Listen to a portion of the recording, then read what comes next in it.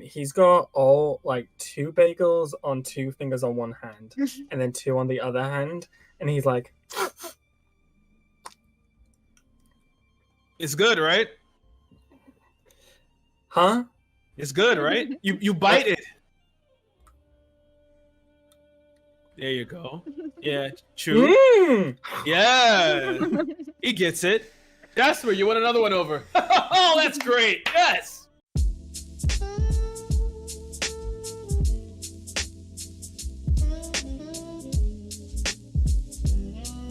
I'm Eleanor, or James. If you don't know me, I don't know how you got here. Today I'll be playing Yeva. He is a cleric who has sworn to do no harm and therefore has absolutely no damaging abilities to the point that he cannot even inflict conditions. He is a scholar of the old world and is all about preservation of life and preservation of the past and giving back to the earth. Nice. And it is my solemn duty this campaign to make him smack a bitch. We Good go luck with next to we go next to the wonderful Joshzilla. Hi, I'm Josh. I'll be playing Rokan Debris.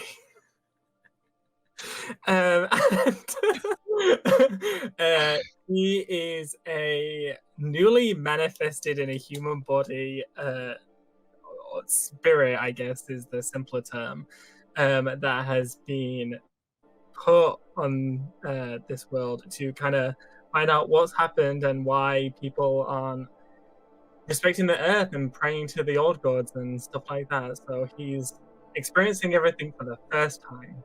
So this should be interesting. Nice. And we next come to Lavi. Hello, I'm Lavi. Today, or I guess for this campaign, I'm going to be playing Ilovia Valu Nananthi. She is a Goliath warlock. Yeah, I plan on making her melee, but her duty, she set out to help people to prevent them from meeting the same fate as her daughter, and to help free her god from being imprisoned because he meddled in some business that wasn't his, and people did not like that. Lavi, if you want addressing by that name, you're going to have to repeat it at least 8 times. I got the first bit, Ilovia, right? Yeah, Ilovia, and the Valu Nananthi is her last name. Valu Nananthi. No, we not got it. I'll work on it. We come next to Myagamus Prime with the Epion picture. Oh, yes. God, such a great Gundam, the Epion. Yes, it is. It's got a 0 system. It can transform like a transformer. Who can argue with Epion? Anyway, so yeah, I will be playing Bastion. Bastion is a Warforged, and he is very old. He is from the old-timey war from 150 years ago. Most Warforged of his era have gone insane. And are relegated to a place called the Black. Bastion wants to stay constantly busy and in constant conflict, because then he feels he will not go insane. That his way of maintaining his sanity is by always keeping his hands busy and always doing something. And he would like to do well by the other Warforged, he just doesn't know how. So, and he's grumpy and he doesn't like children. I don't mean to just cut you off. Your door opened, your dog came in, I thought there was a ghost behind you. That's what I thought just happened. Oh yeah, no, I have 3 dogs. They will invite themselves in on a regular basis and hop up and probably get in screen, and I will give them pets. And I will reward their behavior. Nice. And lastly, do it. We come to Slicer. Please, explain your character. Hi, I'm Slicer. I'm playing Zeltrin today, or over this campaign entirely, hopefully. I am going to be playing a tiefling that loves guns, is a fighter, and is an adrenaline junkie. Nice. I am also not with the law. Even better. Just a little quick thing about Cassiopeia.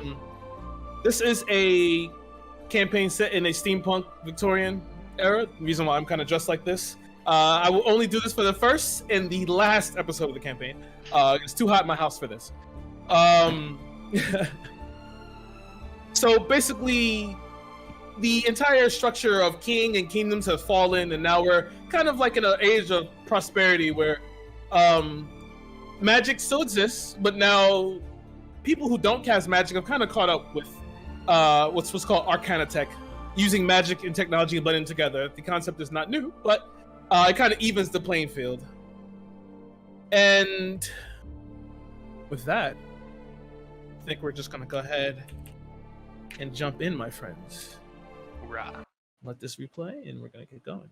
So, a gout of steam expelled through pressurized cylinders while the engines of the whistle rail spark to life with an arcane glow.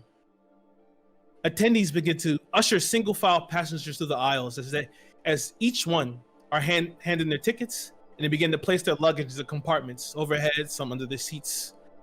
Children and parents all gather together as they, with large smiles on their faces, as they're preparing to disembark to the continent of Lesia.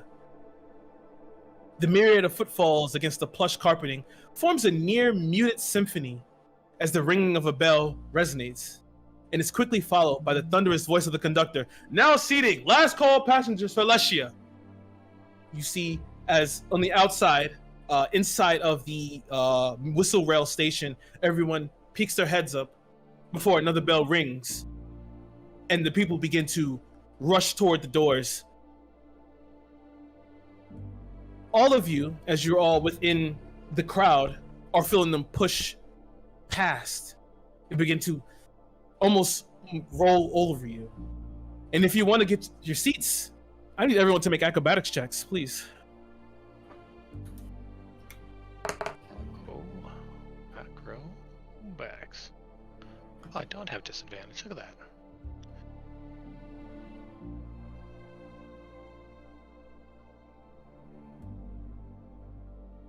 I'd just like to point out I started this game with a nat 20, and I mean to carry on that way.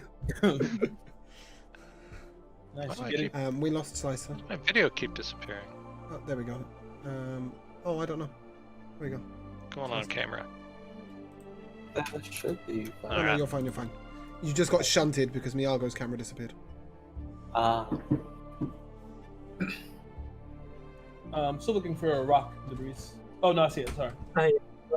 20. But once I started a campaign with a high number. Yeah.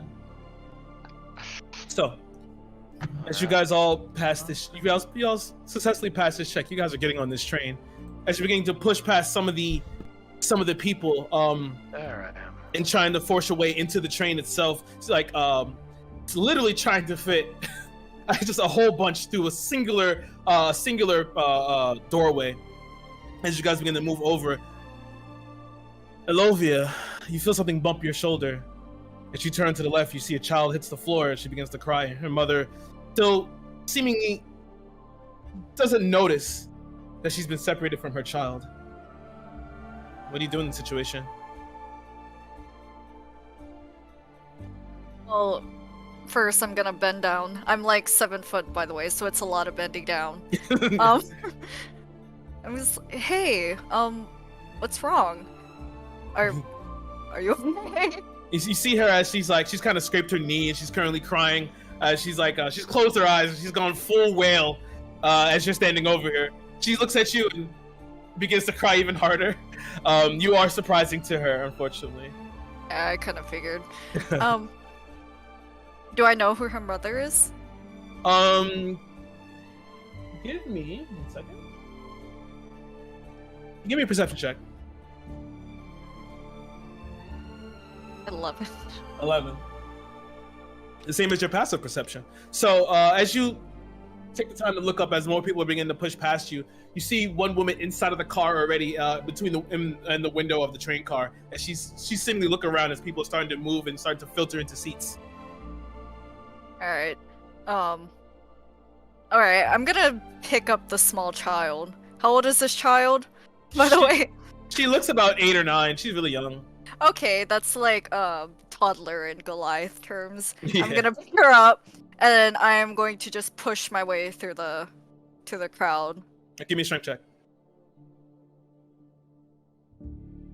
Oh, that's a saving throw. We don't want that.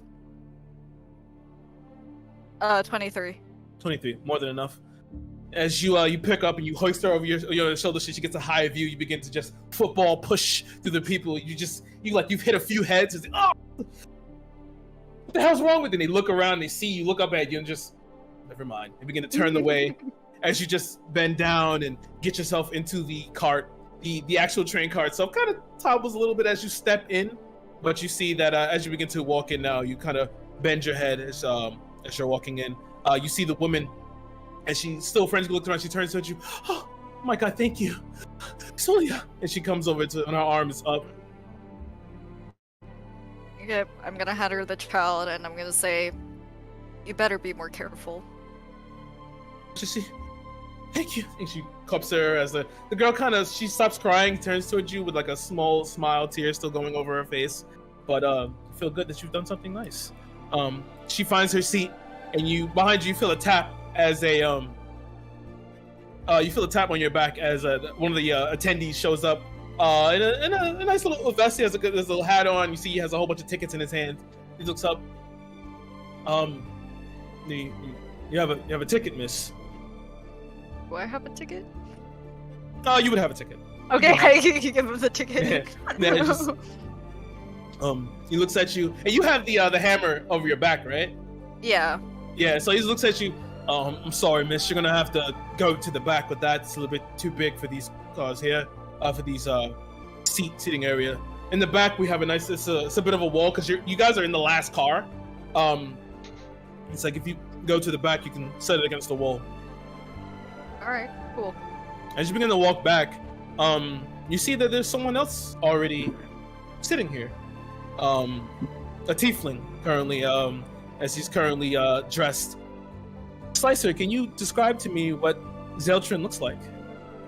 So Zeltrin is a red tiefling, horns similar to a ram where it curls up and backwards, and he's wearing a black trench coat on him and is trying to lounge the best he can while holding his greatsword next to him.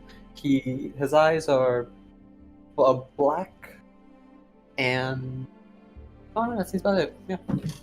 And as you're sitting there looking out the window, you see you hear the pop of leather as someone else sits next to you, a Goliath woman.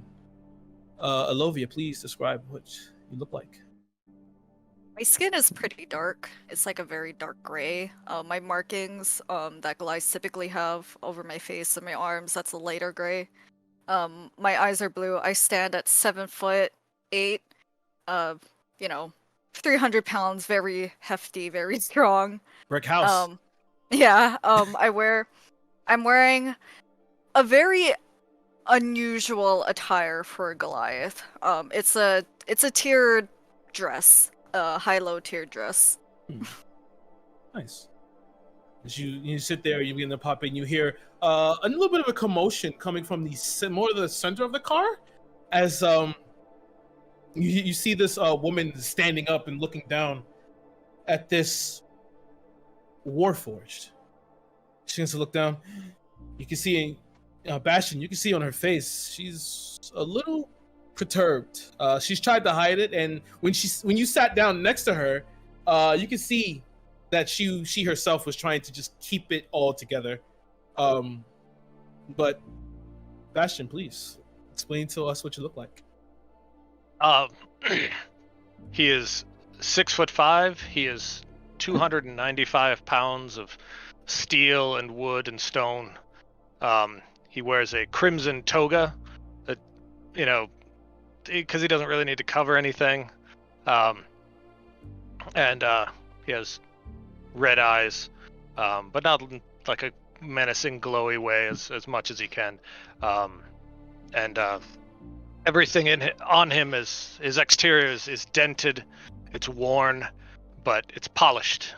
He tries to maintain himself as much as possible, but over 150 years and more than one war, he's taken some hits. So, but he tries to have his toga clean and crisp and everything polished and shiny as much as possible. And he sits very straight and he's very formal.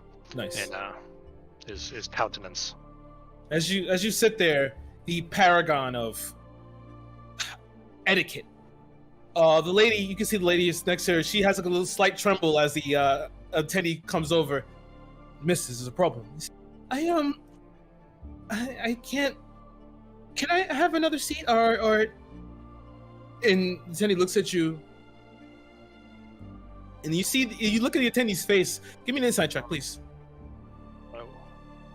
Insight. There we go. Ooh, 11. All right. Looking at his face, it's hard for you to tell exactly what he's thinking, but you see he's a bit more stern. You look at him. You see now he has like a scar. He has a little bit of scar on his face. It's a little deep set here by his chin. And you can see around his neck that that's the distinct chain of like dog tags. You can tell that he himself was a soldier at one point. He's seen some battle. So as he looks at her, rubs his face, and then comes down and leans down to you. Look, man, I know you're not causing any trouble here, but Thank you. these people here, they're not going to understand. Please, can you please get up and go to the back? Absolutely. Yes, sir. And as you get up, he puts his hand to your back. Thank you. All right, miss, he's gone. And as you get up, you hear another thung, like a dull metallic thud. And he's, oh, fuck! And he turns around, and you see now as he's looking toward this taller elven with this huge tower shield on his back. And he's like, oh Christ, not another one. What is with everyone today with these huge weapons and armor? Excuse me, mate, turn around. He's like patting you on the shoulder. Yeva, can you please describe what you look like? Okay, Yeva is wearing, well, he's wearing a chainmail shirt under a large blue elven cloak. He has a ginormous tower shield on his back. It is 6 foot tall, and so it stands 2 foot over the back of his head. He has his hair in neat locks, cascading down the front of him. He's got quite a gentle face, but it doesn't quite make up for his martial appearance. And in his hands right now, he has a quill and a book. Nice. Well, what is Yeva currently writing in his book? None of your business. Yeah. No, he's more just taking notes on the people around him, how accustomed they seem to the Arcana tech, and also on the steam train itself. You know, it is a steam train, right? That was correct. Yeah. It's a steam train with the Arcana tech engine. And just sort of general journal plans of, what he's going to be doing this afternoon, that sort of stuff. Okay. Yeah, as you look around at the people, they don't really look twice towards you. They, as you look around, you see more of the people are like more admiring the shield that's on your back, rather than you writing anything down. But they kind of just excuse it because you are elven, and they can assume that you are not probably from Rivenworth. They look around you, you're not carrying any Arcana tech at all. Oh, I'm definitely looking like I'm not from this place. Yeah, you're not from here. There is no chance I'm fitting in on a train. Yeah, at all. And as the attendant looks, says, all right, just like I told the other one, I need you to go to the back. There's no space for this thing. And he like kind of frames out the shield in his hands. Oh, no problem. No problem at all. I'll head on down there. All right. And as you make your way back there, it's not his voice. We'll fix that in a second. you make your way back there. Keep moving forward. Moving on. You pass by an absent-minded boy. You see, as everyone's beginning to sit down, you see this boy who's currently, he's a young man, young adult. He's currently looking out the window. You can see over in the corner of your eye that the attendee throws his hands up and starts to walk over to him. Arcane Debris, please describe your character. Okay, so you're right, he's like no older than 20. He definitely looks young. He's got long brown hair that's tied back in a ponytail. He's got round glasses, very simple clothes. It doesn't look like he's from here either. He's wearing just a shirt, pants, boots, that's about it. He's got very intricate tattoos on his forearm going up to his hands and fingers. And yeah, that's what he looks like. All right. As you stand there currently looking at the people the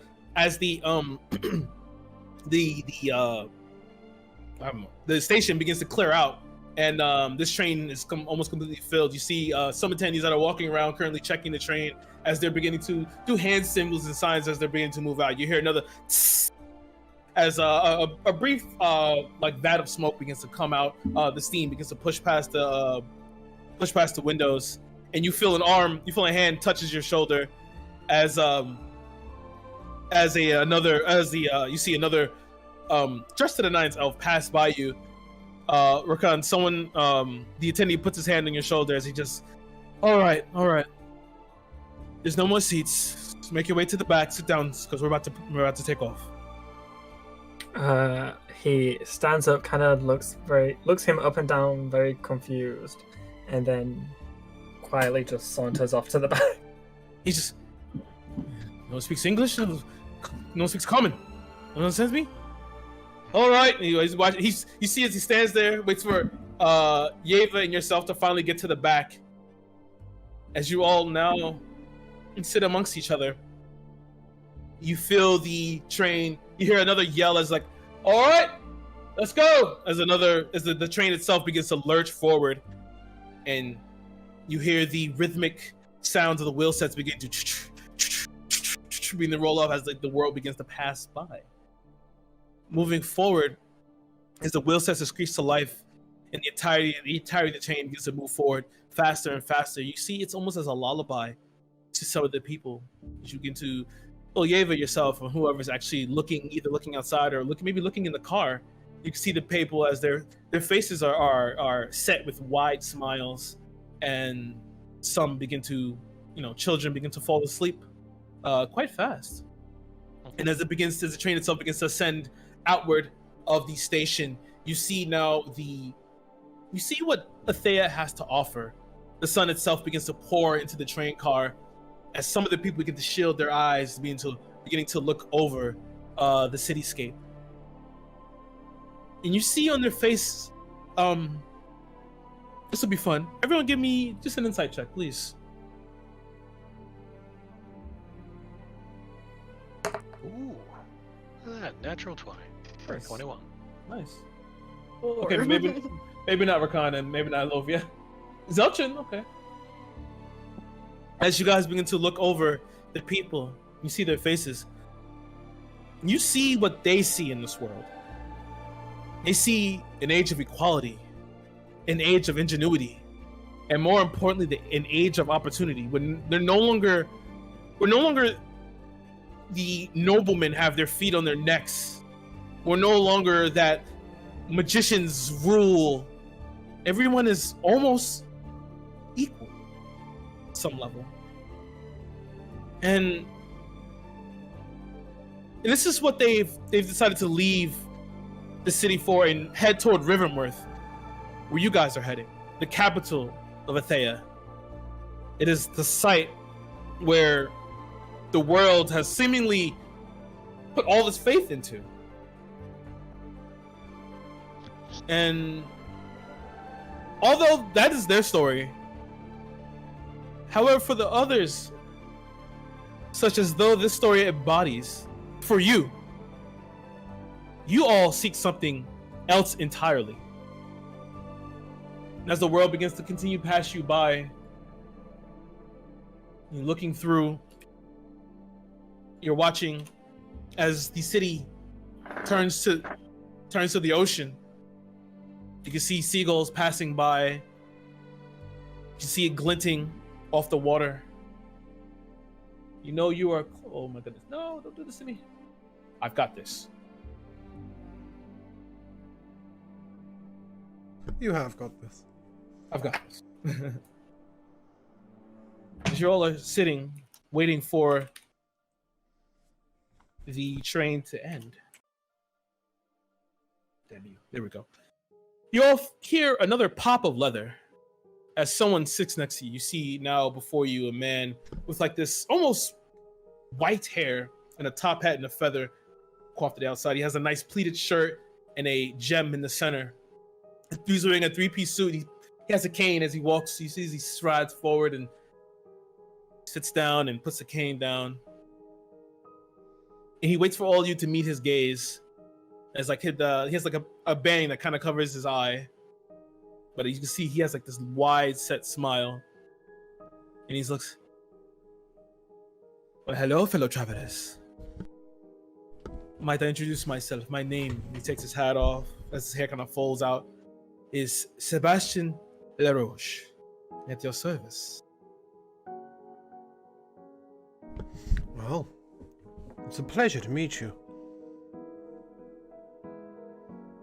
And you watch as everything he does is sort of like choreographed in his movements. He just folds his arm over, puts another, and hands his arm and hand out to you, Yeva. And what is your name? The name's Yeva Edelan. And he shakes her hand, and then he looks toward Elovia, picks her hand up, gentle kisses on it. And what is your name? Ilovia Blight Frightener Volunananti. What a name! Thank you. You're all not from here. And you, my friend, as he looks toward Bastion. Mike's muted. Mike's muted. There we go. Yeah. Oh, okay. You're I'm all back. good. Okay. Welcome back. So he sits up very straight, make sure all the stuff is straight, and extends a hand for a good, solid, single shake, German handshake. And I am Bastion, once of the 41st Mechanical Corps. Did not know we'd be in. Oh, sorry. I did not know I'd be in company of a war hero. Glad to see you all. Oh, and you, my friend, as he looks toward Rakan. And you are? My name's Rokan. Nice. Rokan Debris, and he just goes into a fit of giggles, grabbing his stomach. Just. I did not know I was so funny. And you, my honey friend, what is your name? Horny. I would love to be. I'm Zeltrin. Oh, I'm so sorry, sir. I didn't catch your name. Sebastian LaRoche. And I am a diviner by trade. You watch as he pulls from his pocket a divining crystal that falls from a chain and begins to spin. I am also a fortune teller. Might I interest you in your fortunes? No. Not for me, sir. I don't believe in magic. Not I don't believe in magic. Oh. Nope. Is that so? He looks toward Elovia with a sly smile. You don't even want to know about her. Ah, never mind. It doesn't matter. I guess if no one needs my services. And as he says that, you hear a gasp coming from the middle of the car. You see you can hear as the seats begin to the leather begins to squeak and squelch as people begin to move and look out toward the windows. And do you all look? Yes. Yeah. As you look outside, you see in the sky, as you guys have now been on this train for quite a while now, nearing Lesia, you see what's known as the Sky Atrium. It's this huge floating structure in the air. Whoever wants to know can make a history check for me. That's a 21. Nice. You know this, and you've heard of it at least, that this place is the Sky Atrium, and this is where the Grand Council do their meetings. They don't meet on land; they meet in the sky. And currently, as you look up, you see that there are currently a lot of airships that are actually docked around it, meaning that they're currently in meeting at this point in time. But most of the people here have never really seen it, so seeing it now is quite an important thing. And as you guys all turn to look back towards Sebastian, he is gone. You have not heard of him. What a strange fellow. Con man. I don't like him. Fancy is what fancy needs. Perhaps. Ma'am, I'm sorry to interrupt, but did you say you do not believe in magic? I don't believe in that kind of magic. Ah, much more understandable. Obviously, magic exists, but being able to tell the future, that seems a bit far-fetched. Yes, I can agree with you entirely on that note. The name's Yeva. A pleasure to meet you. What did you say your name was? Ilovia. Oh, lovely. You travelled far to come here? Yes, and I could tell you must have as well. Yes, I've been travelling a long time now. Ever since the end of the war. Oh, you were there? Yes, and long before it too. Huh. I didn't think people lived that long. Prove me wrong. Bastion's gonna turn his gaze to Slicer. That's all he's getting, is it? You what? Yes, the elves are a long-lived race. We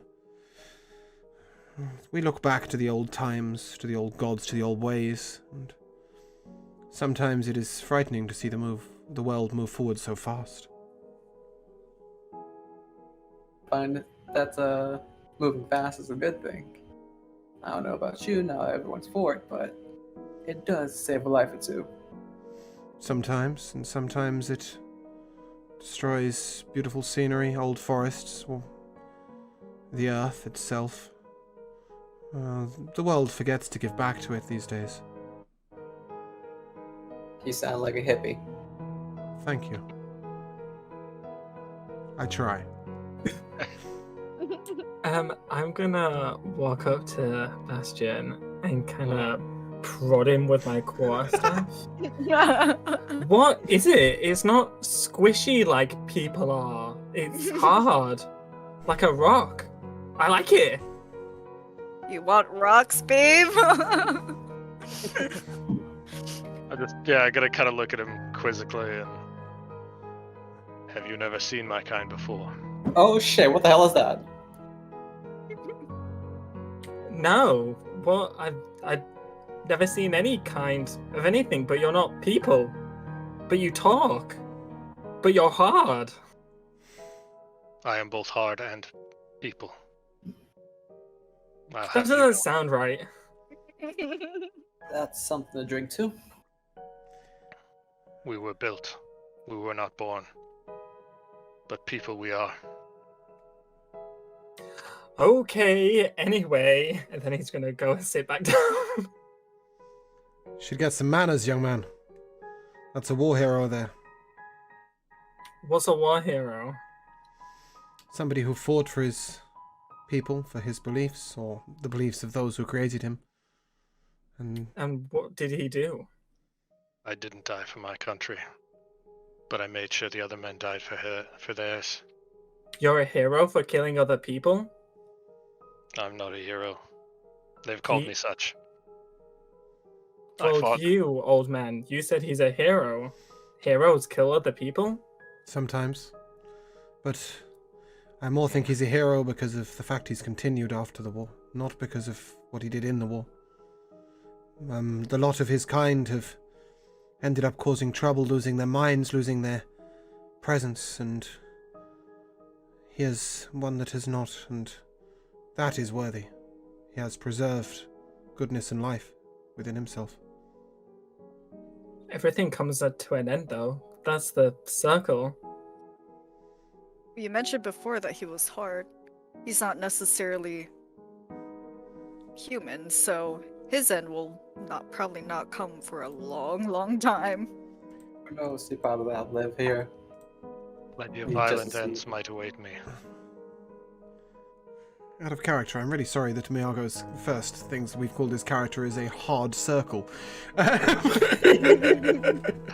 But, so it's wonderful. You're a hard circle, aren't you, sweet thing? So as you guys begin to share niceties and maybe not so niceties, and the train finally begins to, as you look outside, begins to turn from water into land, as it begins to come in onto the continent of Lesher. You hear the conductor come up. Up, Iverton. Sorry, You wanna say Kira. something, Continent of Oh, this is Lesia. Lesia. Thank you. Lesia. Oh, he said, "Where, Iverton? Iverton, everybody!" And you watch as people begin to gather their stuff. As it's maybe about 10, 20 minutes before it finally comes to a full stop, as you finally make your way, and the train finally comes to a stop with a loud hiss, and everyone begins to get up and gather their stuff. As you guys begin to stand and are prepared to head out, this catches your eye, Yeva, as well as Zultrin. You both see where Sebastian once sat. You see his business. You see a business card. On it says Sebastian LaRoche, Rivenworth, the Low Hang, near its closet. I would like to just take that real quick. Yeah, sure. You pick it back up. It's a nice cardboard, eggshell white business card. And as you kind of look at it, you kind of move it slightly. You see in the sun, there's like a little holographic of stars before you shift it again. You guys remember that Sebastian fellow, right? Of course. Yes. What about him? He seems to be very persistent about being a fortune teller. Oh, I feel like he's just trying to get business. Maybe. I don't. I Want say to it's worth a future. try, though. well. Perhaps at some point, if he proves himself worthy, we might ask him of his Paying some ways, nut but... job. Oh, no. No paying was involved. You guys begin to gather all your things, which was pretty much whatever you had on you, kept it on you. You begin to exit the train. You see the large crowd of people gathering as there is you see a few other attendees in the front as they begin to direct people. Said, this way to the terror cars. If you're heading to Rivenworth, hurry up. As you guys are, you watch as the crowds begin to push past and begin to kind of go into a bit of a sprint. Iverton's a bit of a... Iverton itself is a tourist attraction. It's a tourist place. It's just stop before Rivenworth. And as you guys begin to move out, what are you guys doing? Do you guys want to head to Rivenworth immediately, or do you all want to stay in Iverton for a while? I'd probably go see what all the fuss is about with the tarot card Yeah. reading. I'm Okay. curious Sorry, as wasn't well. the tarot card reading in Rivenworth? No, Terra Car. Ah, sorry. Yeah, okay. Well, Yeva's here to travel. He would disembark. Okay. So as you guys... Okay, you'll get off too. I mean, I'm So as you guessing guys- it's best if we stick together, right? So, Yeah. despite the fact that no one knows each other yet. Split the party right away. Different cities. So as you guys are beginning to maneuver through the crowds, everyone give me a perception check, please.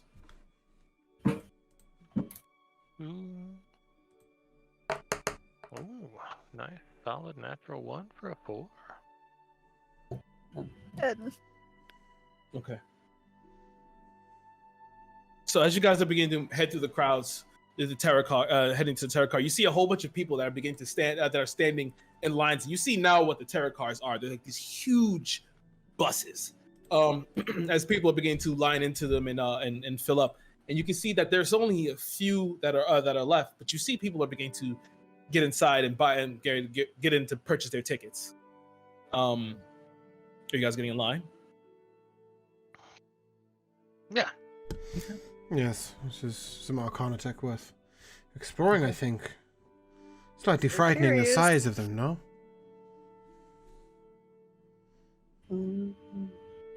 Yeah, why not? Yeah. They have grown bigger over time. Much of the world has. I think the world is shrinking. As it being my first time out of my village, I think it's ginormous. Yes. Hey, I've never gotten a chance to go on it, so I don't know if it's fun or not, but let's hope it is. As you guys are all lining up and you hear the terror cars themselves roar to life, it's a loud roar as the steam releases, and you see like inside of the around the base of it, you see a large arcane glow that kind of sparks to life, and you watch as they begin to pull off. It's finally your turn to get up, and you see the attendee. His face is a little. You see, he's been here for a while all day. He's a little already run ragged. He's all right. 10 gold, please. Ah. Were we meant to start with gold? Yeah, 100 Whoopsie. gold. 100 gold, yeah. Oh, that was a thing. Oh. You fixed that. I was gonna step out of line. Yeah, exactly. That's exactly where I was. Sorry, you said that was 10 gold each, yes? 10 gold, yeah. Okay, I'll just add 90. Very good. Why, of course, sir. All right, gives the ticket. Wait here. As he's going down the line, he goes down to Rock. 10 gold. I take out a handful of gold and say, I'll see your 10. I raise you 1. How about 1? Whose kid is this? Whose kid is this? He's a little Oh, naive. sorry, that's mine. That is mine. Yes, he's a little naive, but I'll have his games. 10 gold, boy. It is How not the about sort of place. 2? It's not the sort of place you haggle, son. What's haggle? You are attempting to make a bargain. It's not the sort of place for that. You pay the set fee. I don't even know what I'm paying for. A ride on that massive thing there. Cargo vroom vroom. That's what you want, right? We're walking. It is the custom here. The tradition, if you would. Okay, he takes out 10 gold and gives the guy a kind of...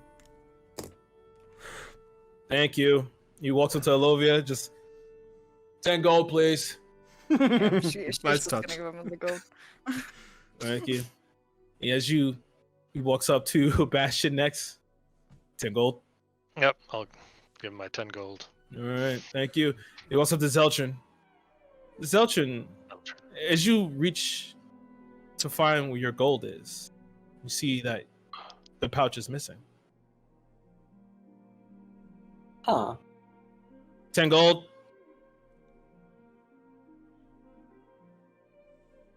Um, 10 gold. What's up, son? Have you lost your wallet? I think so. Oh, I will pay for you for now. We must track down that Sebastian figure for you. Someone took it.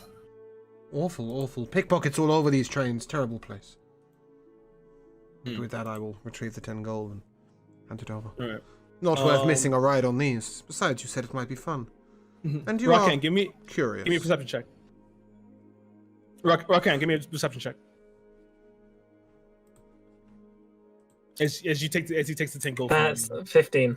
15.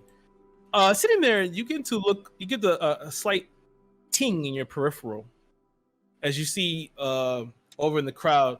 You see a younger kid. Like as the crowd begins to move around, you see a kid stands in there with a smile on his face, holding a sack of gold. And you watch as he and then takes off running. I'm gonna giggle and chase after him. Okay. You guys watch as Rockan runs Yeah, down the line. Where's He gave him his gold, and now he's running I'm off. so sorry, attendant. Could you let us take the next one in line? I think we have some It's issue. the last one.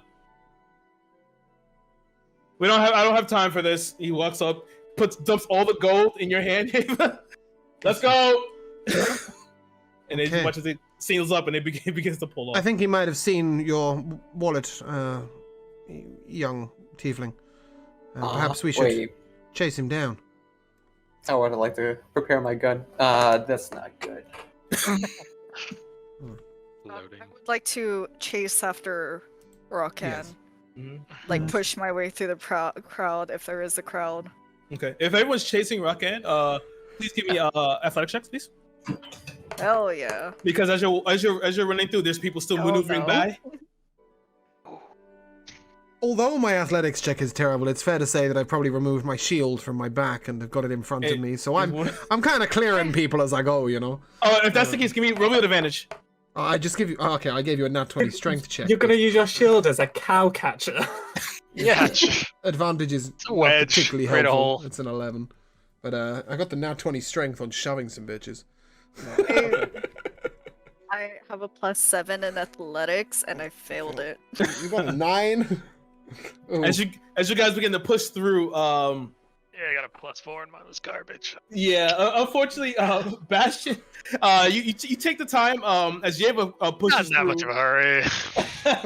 As Yeva pushes through, as Zelchin leaps over a cart, you unfortunately stop as the cart passes by you, and you grab Alovia as she's about to run into it. It's a cart full of like apples and other produce, and you watch as Yeva and Zelchin take her on the corner after Rakan. Rakan, yourself, as you're give me a Constitution saving throw. I mean Constitution check, please, for me. This little fucker's starting fast. 19. Nice. You as you feel your lungs burn. This is the first time you're feeling this sensation. But you kind of like it. You know, you kind of get into the runner's high, and you just kick up even faster as you watch the kid bends around the alleyway, and you begin to run after him. You even as you begin to slide around the corner, you slip, put your arm down for balance. Didn't even know you could do that, and you push off and continue running after him. At this point in time, Zeltrin and Yeva, you begin to hit the corner as you hear footsteps behind you, the footsteps of Bastion and Elovia behind you, heavy as they are. At this point in time, Rakan, you finally find yourself as you turn this corner. You hit the the corner into the alleyway, and you stop before a large warehouse with a wooden door. I am gonna go and open the door. As you go to try the door, it's locked. Okay, he's gonna like take a step back and start like looking up. Hey, come back! We didn't finish our race. Currently, you hear no answer here, but at this point in time, Zeltrin and Yeva make their way around. Son, they went through here? I think so. We didn't finish our race. Nah, close enough. Can I give the door a sort of push and see how sturdy it seems?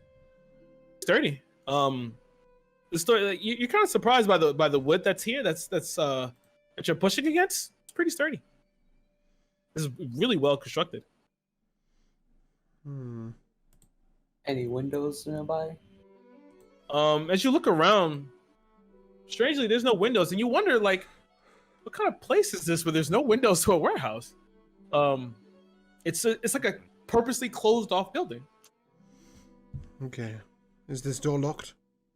It is locked. From the outside, I mean, can we see the lock? Oh, yeah, you can see the lock. I'll turn to Zeltrin. I don't mean to judge, but you look like the dexterous type. And you got anything to open this door with? There is a thief behind it. I think I might have something. I look through, and I pull out my crowbar. All right. Always need a crowbar. Think this will Pull a work? crowbar out of your ass. That looks excellent. I So go we and can try wedge the it in. door. Please give me a strength check.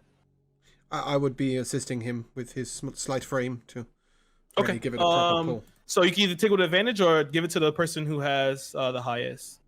You both can roll, or whoever has the highest can have advantage. That's an 18.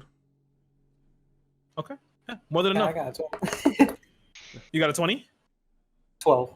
12. Okay, more than enough. With Yeva's help, 1, 2, and you hear the wood splinter as it pops open. It begins to open slightly into like a bit of darkness. At that moment, I would like to, with minor illusion, just put a large red arrow pointing into the building outside for our friends behind, and then follow in. Yeah, at this time, Elovia and Bastion finally make it around the corner to see the door open and into splinters on the floor. How'd you know I had that? What is going on? I don't mean to be Crowbars? rude, son, but you look a little shifty. Fair enough. It's not a criticism. We all have our ways of making our way around in the world. And besides, you look a bit quick-handed. I saw the way you leapt that cart like it was commonplace for you to have a chase through the streets. Admirable. Thanks. Why are we breaking doors? The thief went this way. What thief? To kind of ignore him and just look at Eva. No, We show we here with this. Thief, you say? yes, little does this... What did you say your name was? And I point to Josh. My name's Rokan. Rokan Debris, and he starts giggling and grabbing his stomach. Yes. Okay. You were chasing a thief who stole the gold from our friend here, little tiefling. I know you mentioned a race, but we were racing to catch him. Technically, James, you didn't see him, only I did. Oh, was it only? Sorry, I misunderstood. Yeah, So we were just chasing you? Okay, Yeah, you were just chasing me because I ran off. Right, I thought we all saw the... my bad. I thought we all saw the guy with the gold. So what were The you dementia's kicking in love. chasing? What were you chasing? This boy, he smiled at me and then he ran off. I thought he wanted to race. I think he wants to play tag. Even better! And then I just walk in. Okay. Know that that's reason for breaking and entering. Yes, I'm sorry, I misunderstood. I thought we were chasing a thief. Right. Does he need supervision? Entering this place, so Rakan is first. What's the rest of the marching order? I think he might be from the countryside. I would probably gesture towards other people to go first. I am definitely walking in. For a second. I will make sure he does not hurt himself or others. I'll go. Quick. It's Ilova and then sorry, Bastion. And Zeltrin, and I'll bring up the rear. All right. So Rakan, as you immediately enter in, you see across the way, standing on the opposite side of the warehouse, you do see finally that there's 2 windows back there, but getting to that area, you'd have to go a long way around. But you see the boy on the other side with his arms crossed, lifting the pouch, throwing it up in the air over and over. With a smile on his face. His hair is brown and unkempt. His eyes are like this piercing blue. I'm gonna walk a little bit forward. Hey, come back. We need to finish that race. I was about to win. As you walk forward, you feel your feet depress. You hear mechanic click. I need you to make a dexterity saving throw, please. What with my rolls today? 21. 21. You look up, your eyes flash as you see this log heading towards you as you duck out of the way. The next in the line is Zeltrin. Please, dexterity saving throw. As the log, as you see Rakan dip, and you see a log coming toward you. Ooh. High rolls, 22. 22, nice. You yourself dexterously, you dodge to the side, same as Rakan as it swings up. I believe behind you was Elovia, right? Elovia, as it heads up towards your face, it stops just short before it swings back. And as it swings back, you hear a lock. You hear the kid. I would like to pull out Hey my gun. kid, where is your parent? I have no parents. Such things always have parents. Did you kill them? No.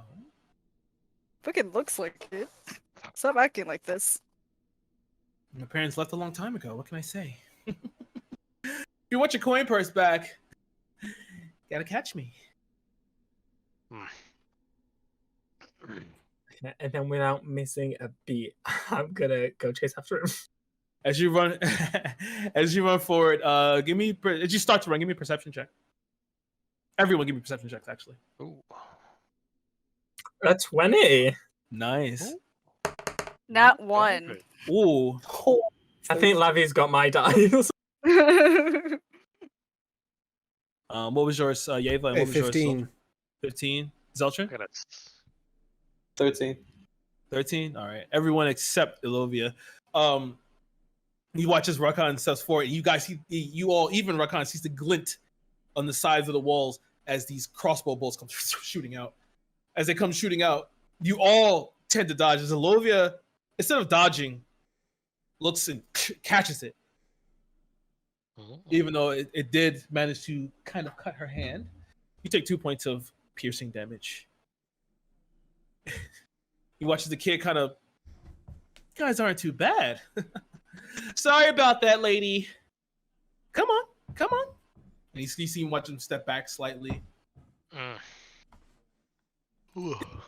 gonna keep going. I'm gonna cast Fairy Fire on the kid. This is dexterity saving throw, right? Yep. Okay, he has a natural. It's DC. a natural 8. Okay, I was gonna say yeah. Your DC still like what, 12? Yeah. Oh, there we go. It's right there. Yep. 12. Yeah. 12. He fails that. So you watch as it explodes, and he's covered in like this. 14. That's worse. 14. Oh, Anyway. 14. Okay. Anyway. It explodes, and he's covered in this glitter. He's like, hey, come on, that's kind of cheating. And as Rakan and Jim begin to dash forward, give me one more athletics check as the floor begins to shift and it tries to toss you over as the floor itself rises and tends to toss you over. There's the dice. With bad, yeah, my dice are back. I got a 3. You finally fall over. Finally, you fall over, unable to make your way to the child. But as you fall, you stop and slide and skid on your face next to him. You take. I feel like you should just take my average. You take 2 points of bludgeoning damage here. 2 points of face damage. Face damage. Jeez. As you slide, as you finally make it to him, you watch as he kind of smiles, still covered in that glitter. He puts the coin purse right in front of your face, and then as he puts the coin purse, he snaps his fingers. As everything, you hear like mechanical clicks, a series of it as everything resets. He stands in front of you. He's playing with some magic there. I think it's best to return the money, child. We'll go. Yeah, before shooting. You said before you start shooting? Yes. Is he on the ground floor? Yeah, he's on the ground floor. There's only one floor here. There's like a higher scaffolding, but he's on the ground floor. Okay, I want to try and do something. What's that? Okay, I want to tap my staff on the floor and cause some harmless tremors. But by causing these tremors, can I try and knock him, try and get him off balance so I can snatch the purse off of him? All right. He put it down in front of you. When you're on your face, he put it down. But you can still do the tremors if you want. Okay, cool. I'm gonna do the tremors, and as the ground moves, the purse is gonna get slower and slower away from him. Okay. Make a dexterity. Okay. Fails that with a natural 2. And he falls on the ground. He's like, "Okay, hey." As the tremors happen in Zeltrin, you hear the click of a gun from behind. Shit. It's okay, guys. Liam, the fun's over. Don't shoot the kid, please. As you turn around, you see this woman. She's dressed in like this pinstripe blue vest and a tie and a white shirt. Her hair is short and kind of shaved on the sides, and it's like kind of like flayed forwards. She has a cigar, and her ears are pierced. And she has like these finger cut gloves, and has an Arcana Tech pistol in her hand. And you watch as the kid, as you now know, his name is Liam, gets up and like runs around you all and runs to her. Is Yeva in range of this lady? Yeah, you're pretty close. She's a little bit. She made like 40, 50 feet behind you. Oh, okay. No, I meant like in grabbing range. No. She's like 40, 50 feet. Okay. And as the kid begins to run around you guys and run to her, she drops a few coins in his hand. Thanks, Liam. No problem, Viviana. And he gets up and begins to leave.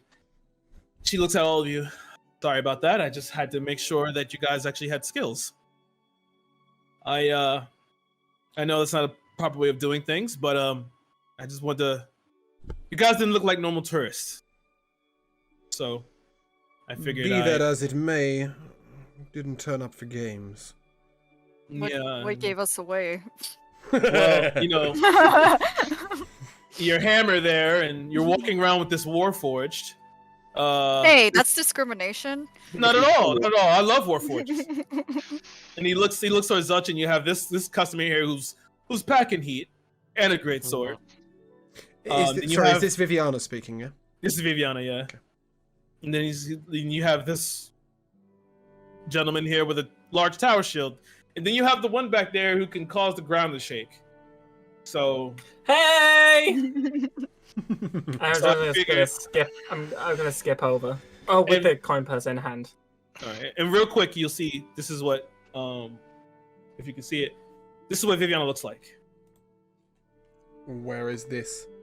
Do you see? I shared the screen. Do you see it? Oh, nice. I don't see it. There it is on the top. Ah.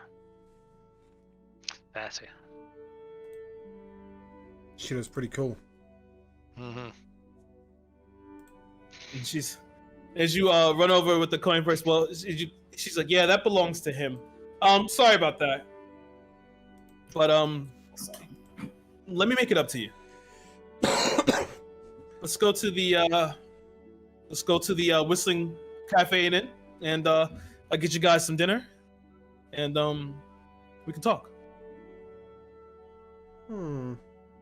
I look at the rest of the party. I'm gonna throw the pouch to Zeltron. Okay. And Zeltron, you now have your 100 gold back. Nice. Deal? I'm intrigued. I'll come. Oh, don't worry. I won't rob you again. I just had to check. I just wanted to see find if a more you guys... productive employment for that kid. Can I do an insight check for that? On her? Yeah. Yeah, go ahead. Inside checker.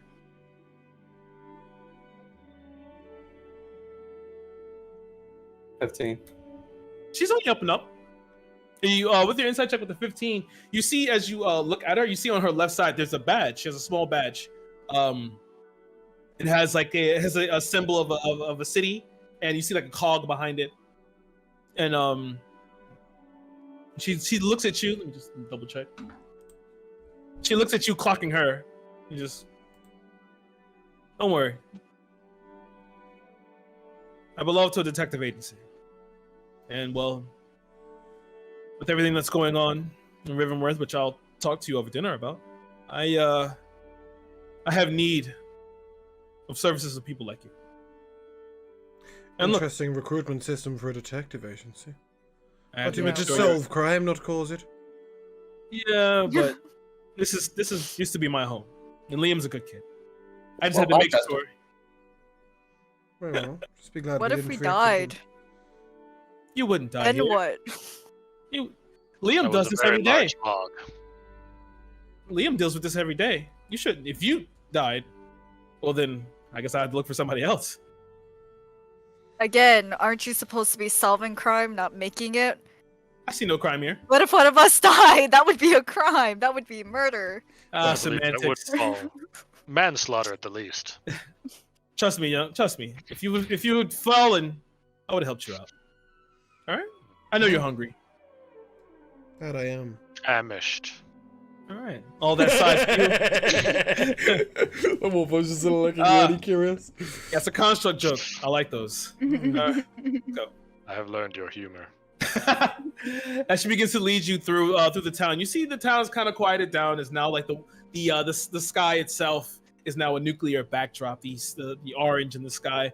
Now she's telling you about her agency in Rivenworth, and telling you that Does she have a name for said agency? Yes, it is the unsung. 1 second. The unsung. 1 second. My goodness. What's her name again? Viviana. Viviana, it's all in the notes. Yeah, it's called the Unsung Detective Agency. And as she takes you through, you can smell the sea air. Quite beautiful. And continue to walk through. She brings you to this nice cafe. It's like an outside eating area. You can see it's like a small little gate, but there's outside tables and awnings over, and you can see inside that there's still through the front, the display of the store, or the inn. I'm sorry. You can see that there's people still like sitting in the bar, and you can see from behind the bar a man with this like a nice bouncy white hair and these bright blue eyes and kind of rotund. He's like laughing and talking. As you can see inside now, you can see Liam currently walking around with plates and platters, giving them out to customers that are sitting around. She turns around. You want to go eat outside, or you want to eat inside? Does this kid get paid? Yes, always. This is his home, actually. So I would defer to Bastian here and say, Would you prefer to eat outside where there may be less attention? Wherever there are fewer people seated. The climate has little to no effect on me. I care not for sun or cold. No, merely the stares of others who are unlearned. That would be Over there, kind. hope it don't rain. I would not like to get any of this wet, especially my gun. Yeah, you see this fox fur on my clothing? Always keeping your powder dry is wise. You guys said outside, right? Yeah, no, inside. Sorry. So as you guys walk inside, you guys hear this booming voice as, "Oh, Viviana, I didn't know you were here." And you watch as Viviana opens her arms as the larger man begins to he leaps over the bar, and you're kind of surprised by his size that he's quite nimble. He goes over, he picks up Viviana and swings her around and puts her back down. He says, "Okay, Jasper, please. Oh, you still have all this strength, even in your old age. Jesus." Well, if you didn't stop training, you would be strong as me. Go ahead, Zeltron. I want to know, is there anything that I see that looks fancy in here? Sure. Give me a perception check.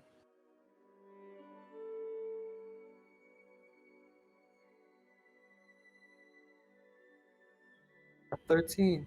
13. There's nothing much too fancy here. What's mostly fancy here is like the food. You do see like a few plaques on the wall. And as you kind of squint and you see it says Jasper Burns, champion. There's like about 10 of these plaques here, for martial arts competitions. And how large are they? Like, are they fairly large, or are they just a small plaque? They're pretty big plaques with like these fists on them, and then in the center there's a huge trophy. All right. So as you all walk in, she begins to look at you. I'm gonna also give this to you guys. Oh no, that's fine, not yet. And she begins to she gives you a seat, and you watch as she's walking by. Jasper like snatches the cigarette out of her mouth, and she. I'm sorry, I forgot. He said, "Good." And he puts it down. He puts it out in his hand before he kind of throws it aside and begins to walk up. And immediately, Liam comes and sweeps it up, and then continues moving on as he's beginning to fix everything. As you're sitting, there, you see this dwarven girl begins to come around, and she's like, "Well, welcome to the Whistling Rails Cafe and Inn. What would you like?" And you see on the menu, which I'm going to give it to you now. You have quite a few selection, quite a few things to choose from. I'm gonna put it in the category. But just to make sure, the lady is paying, right? She's treating us for dinner. Yeah, she is treating. All right, I would like the most expensive thing on the menu. Okay. As you say that, the girl like, "Okay, so you want the Allosaurus steaks with caramelized onions and golden potato mash? Sure, we can get that Sounds done." amazing. Give me one of those two. Oh, okay, sure. The way you can stuff that with lobster. Lobster is only specials. Unfortunately. I'll We take do the have- salad, please. The salad, sure. We can get you the honey roasted axe beak if you want. Just the salad, thank you. Okay. Axe beaks make fine mounts. And a glass of wine if you can. Sure. Wine is a can do thing, that. right? Yeah. Yes. This fine.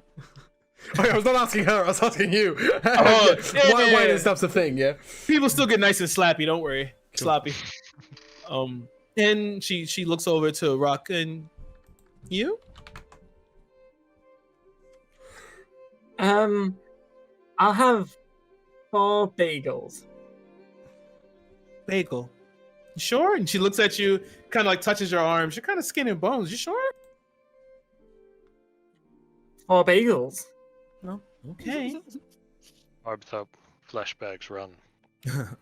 You watch as she takes the orders and begins to walk off. As you watch as another girl comes around. She has Can I like, flag her down because I didn't get to order? oh, I thought you said you wanted something. Oh, I thought you said. I'm sorry. Go ahead. Oh no, I just assumed I wasn't being or taken because I'm a Warforged. Oh no. She I would like you can see she does not care. Fantasy equivalent of Scotch. Okay, you can do that.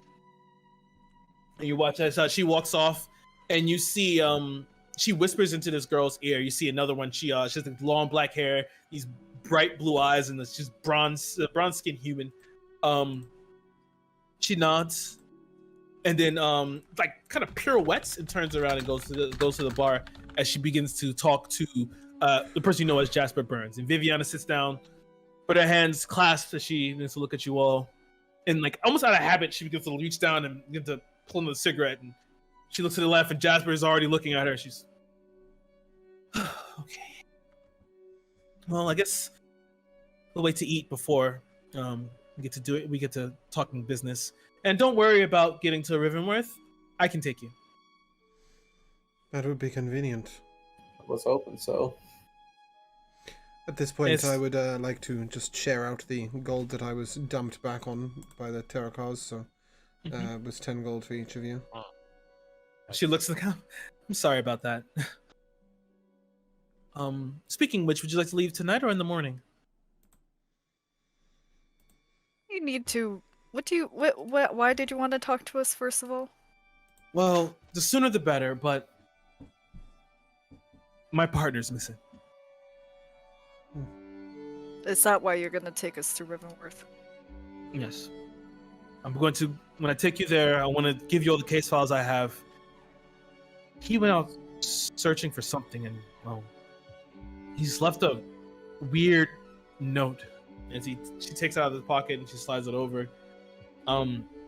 Whoever takes the note can read it. Can I also make some sort of check to see whether this was sort of written hastily or not? I'm a very calligraphy expert. Yeah. Give an investigation check. It's a 15. 15. Looking at it, you see that some of the ink itself is like kind of splotched. For what looks like he's kind of like maybe dabbed slightly where he messed up in his lines. But the note essentially says, "Heard a strange sound, looking for some type of signal. Stay safe." Pray tell, lady, I don't mean to be disparaging, but why exactly did this immediately lead you to think that the best solution was to accost 5 random people on a train who don't know each other and ask for their assistance? What stood out about us? Well, mostly everyone else looked like civilians. Yourselves, and he looks at Elovia and her hammer, then looks towards Zeltrin with his guns and his greatsword, looks toward the dented Warforged, then looks toward you with your tower shield, and then kind of blanks on Rekon for a second. And then just, goes back to a normal face. Are you telling me that we are the hired muscle? Because I do not approve of fighting unless for very good reason. Well, I would hope you wouldn't have to fight, but I do want him found. Well, strange choices for investigators. Yeah, shouldn't a professionally trained eye be on the case? Unfortunately, I can't do this. At least not yet. There's a case going on in Rivenworth that I have to see to the end. Can I ask what that is? Because I don't know if you know me, but I'm not very famous, maybe infamous in Riverwood. I know, but it's. Have you ever heard of the Doll Maker? Ugh, Kinda. dolls. What's he about again? I know. I think only person who would is maybe Zeltrin. Give me an intelligence check real quick.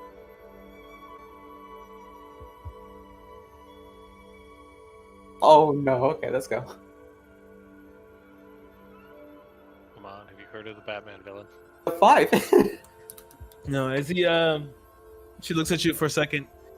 The Dollmaker is the worst murder that Riverworth has seen in over a decade. And Now I'm that this sounds close. like a worthy cause. I'm this close to catching him. Man, that's why he's called the Dollmaker. Well, after he deals with his victims, he I don't like removes where their this is face. going. He removes their face and stitches in a porcelain mask. Ooh. Exactly. This seems wasteful.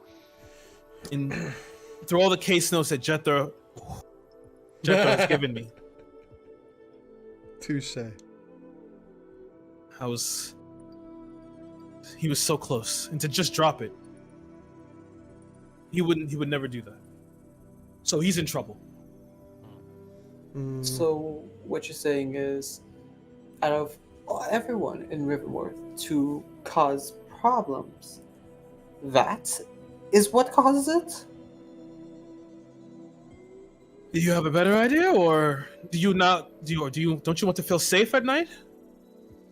Same as the last thing I'll ever feel. That, on the other hand, is confusing me. Why is that over all other crime lords in that city?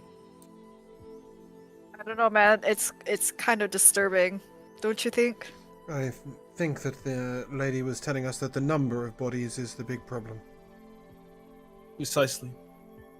not the manner of the death. I didn't catch your names, actually. Nevra Delon, at your service. Viviana. My name's Rockan Debris, and he starts giggling and snorting. He thinks it is very clever. That is pretty clever, actually. It's a very strange ending to a name. At this point, Yeva clearly thinks that the giggling is part of the name.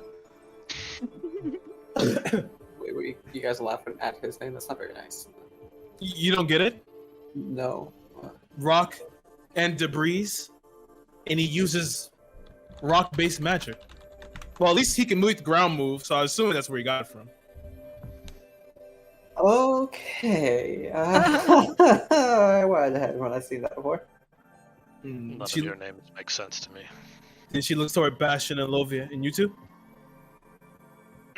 I am Bastion. I served in the 41st Mechanical Corps. I'm Ilovia Blightbrightener Valunananthi, and yes. Can I just say Alovia? No, That I'm seems joking. You rude. can. Okay. Great. But yeah, I've been looking for people before, but in most, there's something about all of you that seem to speak to me. I'm pretty good at reading people.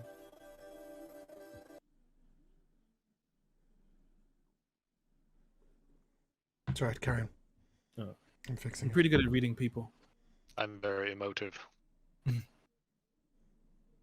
And well, I have no problem with Warforges. I've worked with them before. None that look quite like you, but I worked with them. I hope they aren't as uninteresting as this one, because he seems to be something else. No offense, big buddy. I don't mean to offend you or anything. Well, if you see one that looks like him, hope you put your gun out. What is that again? First, please. I'm sorry. Many have fallen to the black. but Indeed. not all. So, You're saying they went crazy? don't you know? Yeah, no. Well, most of them that look like him have been put into what's called black zones. They're leftover relics from the war. Most of them are in a constant state of stress, currently reliving the war at all times. So they usually strike out at anyone that gets in close proximity. It's I terrible was what killing people men when do I to was 3 days old. It is Yeah, Bastion difficult. first. Oh, sorry. I was killing men when I was 3 days old. It is difficult to stop. It is Ava? terrible what they did to the Warforged. Terrible. To know that they are sentient underneath their command is truly tragic, and unsurprising the effects that it has had on them. Even those of us who were not constructed for the war still feel the pain of it for many years afterwards. Yava's not wrong. We were made for a purpose. And we fulfilled that purpose. There is no shame in that. No, but shame to those who created you, without concern for how you might feel afterwards or what would happen to you afterwards. I would agree that they failed us. That they did. And she looks toward. I'm sorry. Oh, go ahead. This Ezra? I'm starting to feel like they're the same age, aren't they? How old is the elf? I'm a tad older than you, friend. You could be a lot older than me, yeah. Just a tad. Yes. But we're both just stupid old. I don't actually know how old I am right now. Well, that's interesting. 612. Oh, yeah, you got me by 500 years. Yes. Almost. But Bastion's boomer. gonna take just a deep nose of his scotch, as he doesn't drink, but he just likes the smell of it. Yeah, this girl because the girl had put it down, and everyone was so engrossed in conversation. See, she's coming very silently. And you watch her; she's kind of light on her feet as she puts down everything, and you take your scotch and smell it, and she picks up. And as she turns and begins to leave, you see the other girl come back, the dwarven girl come back with the bright red hair. You see that she's carrying all the plates, all the platters on her arms, on her body with perfect stillness and perfect balance. As she comes down, you watch as she begins to place everything down quickly. Well, please enjoy your food. And thank you for eating here. You watch as Viviana reaches into her little purse and just and begins to puts all the gold down. The girl bows and takes it and begins to move back as Jasper's like, thanks a lot, Viviana. You're welcome, Jasper. You guys begin to have your food and eat and begin to speak and be merry. Viviana looks up toward everybody. So, I know about you've all answered me. And she looks toward Elovia. Does this sound acceptable to you? Well, if it's gonna help people and, prevent others from meeting the same fate, I'm in. And then you, young man, looking straight toward Rakan. He's not paying any attention. He's got all 2 bagels on 2 fingers on one hand, and then 2 on the other hand, and he's like, It's good, right? huh? It's good, right? You bite it. There you go. Yeah, true. Yeah, he gets it. Jasper, you want another one over? Oh, that's great. Yes. I don't mean to be rude. Rokan, you said your name was, yes? Yes, my name's Rokan. Rokan Debris. Sorry, yes, Rokan Debris. Yeah, Yes, okay, sorry. Well, regardless, Rokan for short will do. You must have eaten in the past, no? Or is this all new to you? No offense, but you seem like a 3-year-old toddler. Placing foot in the world for the first time. I must say, my toddler was much smarter than this one. I think I might know more about food than he does. Yes. You're like 100 years old, dude. I've had much time to learn. So have you eaten in the past, Rokan? People eat. I eat. Yes. I'm except- people. Can I make an insight check on that? Yes, you can. Please. Doesn't look Look right him to me. over. Okay, I haven't got a fucking clue. No, you don't. No, I do not. For the first time ever, you found yourself quite flummoxed. Yes, I will take out the journal and the notebook and just write down Rokan ? Just leave it at that. Well, anyway, will you be traveling with us, Rokan? And he kind of looks over at everyone. Okay. We'll keep you safe. He does seem to need supervision. And bagels. I love you. Can I ask, Does he appears human, I'm assuming. Yes. Yeah, he looks Okay. completely human. Yeah. All right. You know, my Jeez, toddler balls. really like these. They're like mini bagels. They're like called Cheerios where I'm from. She really likes those. Maybe we can give him some. I used to have those too. I haven't eaten much anymore. But yeah, you should try those one day, Rocco. They are safe because they do not block your breathing hole. What's a Yep. breathing hole? The Warforged is right. You know, it's a thing where you like. Yes, when you struggle to breathe. He means your throat. Yes. Oh right. Okay. All right. Okay, this is quite the group. I'd like to just point out at this point, when you see me laughing, Yeva is not laughing. Yeah, me too. There's no humor there, but Give us stone cold. I am Iago's not just the case, cracking me up, I'm afraid. Oh, Hmm. thank you.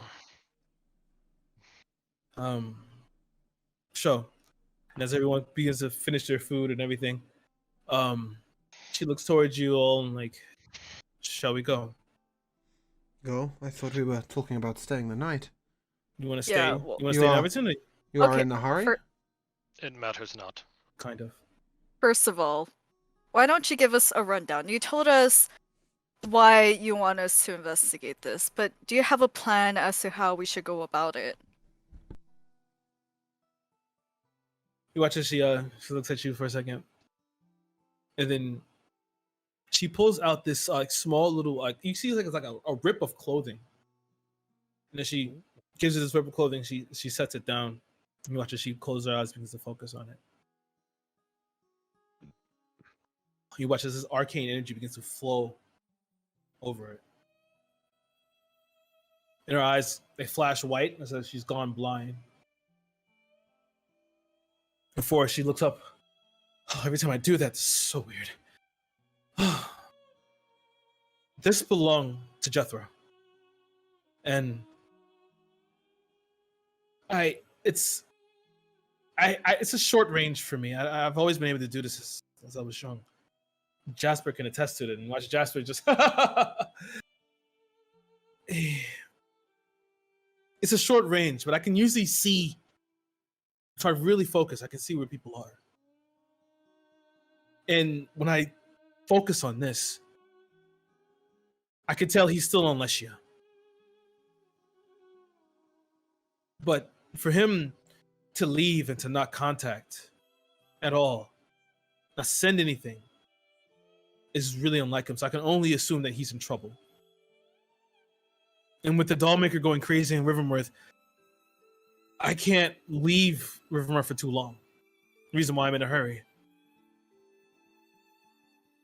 So how would you suggest we locate him? Do we just carry you round while you stare at a piece of cloth until eventually you locate him in your mind? Or... Easily done. She looks light.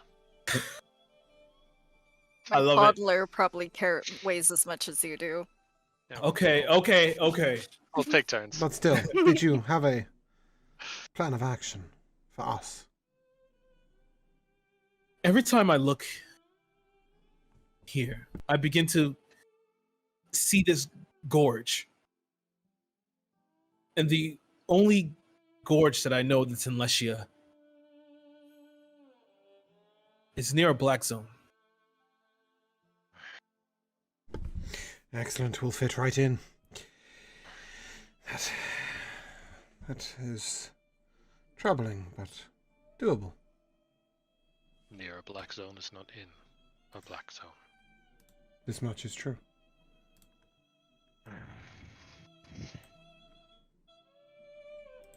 She looks. This is all your first time in Lesia, right? This is No. my first time anywhere. What's a black zone? Well, it's a place where all the errant machines left over from the war end up. A long Yes. time ago, Sorry. we corralled all of them. We corralled all of them and locked them behind arcane shields. It is a place of Ridiculous. tragedy and sadness and danger as well. Yeah, we can go see one of your friends. His taps Bastion. Oh my god. Likely. That is Likely. extremely... There are people there that I have served beside. Likely there are people there that I would call friend. That was extremely distasteful. Sorry. I'm just hoping that they're friendly, as they once were, I guess. We were never friendly. Ew. Not to mention, if we locked you away for that long, not sure you'd be particularly friendly either. But regardless, we can go near this gorge. Does the gorge have a name of some sort? Are you able to locate it for us on a map, perhaps? I have travelled Leshia multiple times, but this does not ring a bell. You watch as she begins to open her hand, and you see this illusion of Leshia content begin to form. Can I take the quill and create an illusory script on top of my journal to record the map simultaneously? No problem. I won't even make you do a performance check for that. As you begin to you watch as she begins to point her finger, you see that this little red blip begins to pop up. This is called the Enduring Gorge. ENDORAN Gorge. Right. After the discussion of the black, Bastion is going to start kind of polishing his mark of rank that is on his right shoulder, and kind of muttering what sounds like an oath in Ignan. Oh, nice. As I know, primordial. Nice. Like it. Love it. To just center himself, keep himself calm and happy. Well, not happy. Calm. Calm. So, did anybody have a preference as to whether we stay the night? It's just if we're going to stay somewhere, this accommodation does seem apt, but... You got an idea where we can stay in Riverwood? Because if not, then If this you will be the best bet. Vivian pipes up. If you wanted to stay here, I'm pretty sure I could work something out with Jasper. It's not that it bothers me so much, being elvenkind, but some of these people will need to sleep. They have been up since morning. Yes, I must ask. Oh, first of all, what time of day is it? Oh, it's nighttime. Yeah. It's just like had dinner, right? It's like 10 a.m. now. Not 10 a.m. It's 10 like 10 p.m. Okay. Well, from the sounds of it, going into what was it, the black? Zone. Yeah. Yeah. Not in. Going there, it sounds like it's gonna be rough, if not physically, probably emotionally. So, I do think that we should rest. It is also not a place you would want to see at night. It's not that bad. Might need to get some sleep if you're not used to it, but Yes, some sleep would be wise. It's fine. I can talk with Jasper. Maybe it is better that you do. Maybe do leave in the morning. This way you can also, if you want to, stock up if anything. We may I would also get acquainted with each other. This is also Agreed. true. So, Jasper, my friend's here. Don't worry, I already took care of it. Thanks, Jasper. You watch as Jasper talks to Liam, and Liam comes over and drops the keys down on the desk, and he's just enjoy your stay, guys. You see him after everything, he still has this cocky ass smirk as he just kind of starts to walk off again. And I think that's a good place to take a quick break. Thanks for waiting. When we last left off, you guys spoke to Viviana, and she had put you up in the Whistling Rails Cafe and Inn, where currently you see as Viviana has adjoined to her room to wait the morning, and you guys find yourselves to maybe have a chat or talk amongst yourselves. Where do you guys go? We don't go very far. Just Yeah. Is there like a balcony Yeah, to the restaurant? it's not a balcony. It's not a balcony. So it's a 1-floor fare, but Okay. but there's an outside air seating area. Right, yeah. See people walk by, Yeah. things like that. I'd probably take this moment to address Olovia and say, "What's your tale? Where have you come from?" What has got you so interested in my tale? Oh, Just out of curiosity, we have extremely interesting characters. I feel like I might be the least interesting. yet the furthest travelled, I would assume, and travel interests me greatly. I'd like to know if where you're from, the land is better preserved. And whether you still worship the older gods, the older ways. Shit. The continent I come from is Avisham, right? Or was that the city that I'm by? Dude, that's I my know question. you're north, right? Yeah. You are Avish- from. One second. Yeah, you're from Avisham. Okay. Oh, I sorry. come from. Oh, Iredios. You're from Iredios. Okay, I come from a small village in Iredios called Nulakelo. A very small Goliath village. My people are extremely proud in their more traditional ways of living, so they don't rely very much on tech or magic. I was a child prodigy, in a way. One traumatic experience later, my god gifted me with powers, and here I am. Wonderful. And is this an old god? Yes, but a minor one. He may not even be considered a god, but my people worship him. His name is Zodius. I think it's fair to say Yeva would probably know of Zodius briefly. A little tiny bit. Certainly you would have notes on it elsewhere. And he'd nod at this point and say, worship of the old gods is worthy. They are forgotten these days, and they shouldn't be. The smaller things in this world are still important. And then they would probably go off on a lecture. Sorry, go on, Zeltrin. I've been trying to find a break time, sorry. While this is happening, can I go and try and take something? Wink. You want to take something from where? Where are you looking? I want to try and see if I could find something outside of the room, ideally. Okay. Since, like, if I take something from them, they're gonna know. Okay. Give me an investigation check. See if you can find something that you would like to take.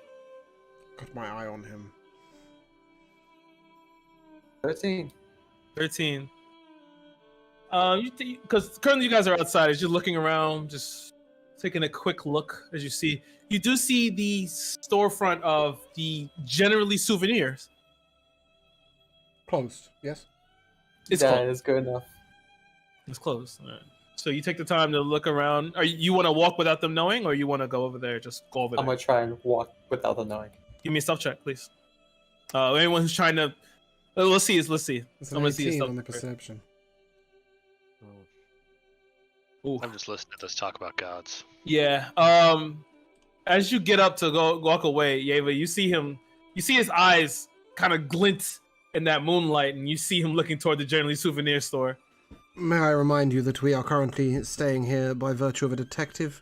It's probably not the best time to get a little handsy. Yeah, no, I'm not gonna do anything drastic. Just a little peek. All right. You still want to go over there? Cool. Yeah. Okay.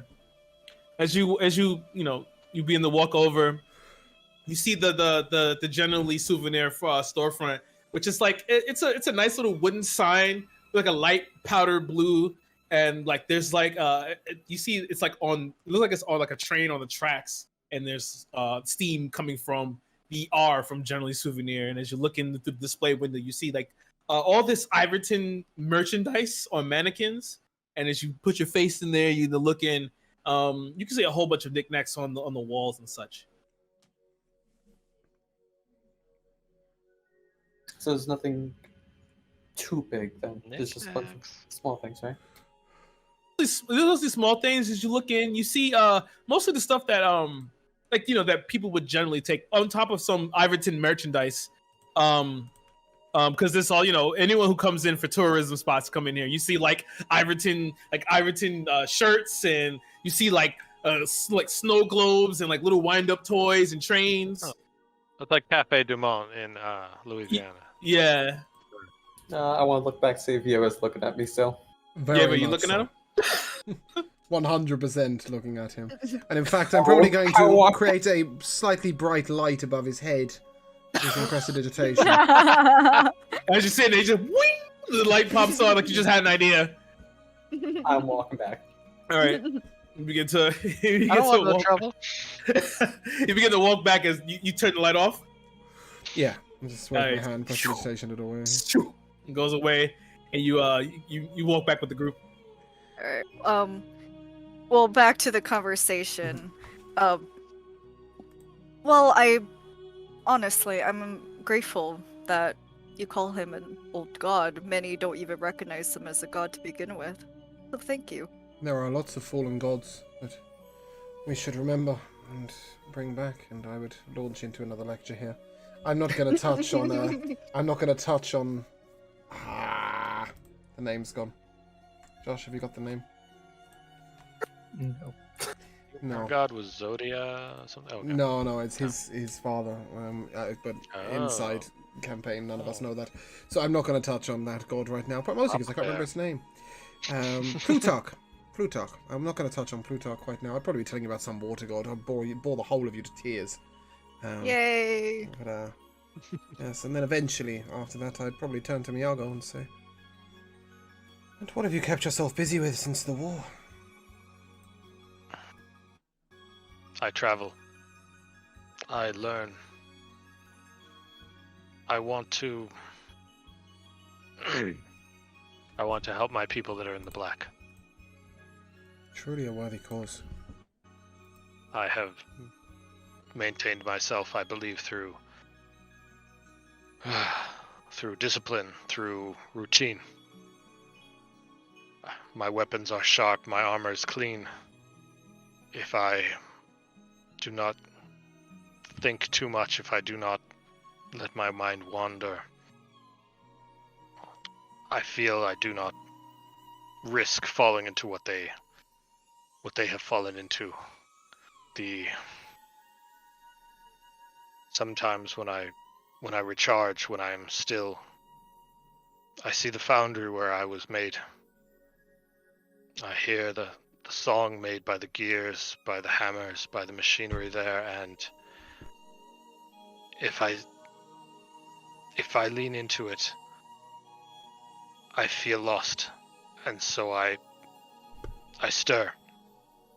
I fear those that have fallen into the black have listened to that song too long. They have lost themselves in it. I want to find a way to bring them back. Such a worthy cause. I've found nothing in all my time. So your talk of gods intrigues me. Arcanotech intrigues me. Everything. Anything that can maybe stir them, that can bring them back. So I wander. I learn. And I stay in motion. I hope to and I learn maintain from you. myself. What do you know of the creation of the Warforged? What do you know about the history of it? Not as much as I would like. No. They did not need to educate us on how we were made or why before they sent us to war. I was given equipment. I was given sparse training. And on my third day of life, I was crushing a man's skull beneath my heel. We were not made to live in this world. We were made to kill. But we are more. There is more within us. There is. We can offer so much more. I believe so too. Over time, if we proceed together, I would love to learn from you, and perhaps in return, I can tell you the stories of your forefathers, of Rongi Thisabel, of Medix Keldem, of their creation of the Warforged, of how they began this exploration. I don't have a lot of knowledge of how the Warforged descended into the state they are now, but I do have a lot of knowledge of what preceded, of the processes. Perhaps we will share this knowledge together. I would appreciate it. And what of you, Tiefling? You stayed very quiet. What brought you to... Where were we originally? Sorry. I know where we're going, I know where we stopped, but I have no idea where we started. Well, you guys... Yeah, sorry about that, guys. You guys were in actual Eblington. You guys were in Iverthane, in Eblington. In Eblington? Mm-hmm. Yes, I got Whistle Rail Station. That's as far as I got. Yeah, you guys. What were you doing in Eblington, and what brings you on this journey? Well, I don't know if I can tell you much, but what I can say is I decided to come back to Ribbonworth for after how many years have I gone for? I think it was about 4. Mom kicked me out a long time ago, but it's not that big of a deal. Decided to come back. Sure, I'm still alive. No. A mother's duty is to protect her children. You have every right to return. You showed her. She's a bit more serious than. I wouldn't say serious, actually. She's a bit more work-related than motherly related. That's But tragic. I can't blame her. It really is. And if you don't mind me asking, what do you do? You seem very handy with that gun of yours. I'm kind of a handyman. Kind of a merc. Maybe. Nothing wrong with that. A man's got to make his pay. I can't say I approve of fighting, but I understand you have to make your way in the world. And finally, we See, return. Sorry, go on. Go on. See, you get it. Yes. And finally, Violence can save lives. now that we've all shared a bit, Rokan, perhaps you can tell us why bagels are quite so interesting. What do you mean? Don't people like bagels? They do, but you've shared very little of yourself and where you come from. What were you doing in The Eblington? chewy crust. What was you doing there? I'd come travelling from far south, and I'm headed to Rivenworth to study in the libraries there. Perhaps I should share a little of myself. Since the war, have been looking to preserve life and to preserve the history and the old gods, and I've been preaching of the old gods as I go. Looking for people to give back to the earth. This Arcana tech, it can do some wonderful things to the people, but it also seems to drain the resources of the very earth we live in. And as somebody who has studied preservation all their life, I find this terrifying. And as I have said, I was travelling to Rivenworth to study in the libraries there and perhaps see exactly where Arcana tech gets its source. So, what were you doing in Eblington? I was just there. I was exploring. Don't people explore? I'm Well- people, you know. A worthy I've been cause, doing yes. a lot of exploring. You keep telling us this, but you are unlike any people I have ever known. People don't usually call themselves people. Not like Yes, that. I'm. For at least Yenna, what's his name? Yeah, you know. For Yenna's and Zeltron and I'm sure you've never heard us once announce that we're people. Bastion has Well- made a few slight comments, but Well, what if you isn't people? And then he uses his core staff to tap the Warforged. Some of you are people, but You have stated that you are people, and we have taken you at your word, and as has the Warforged here, who beneath his solid exterior is most definitely people. And then I would grab the end of your quarterstaff and poke my armor with it, and point out that Hammer? I am also slightly hard right now, although I really didn't want to say that out loud. They're half masked. Solid. We're going to use the word solid. That I am also rather solid right now, and say he is encased within armor. You made the earth tremble earlier. Perhaps you know what it is like to be encased in stone. This is something you can do with magic. We would be solid, but still people. What's your story? What brings you here?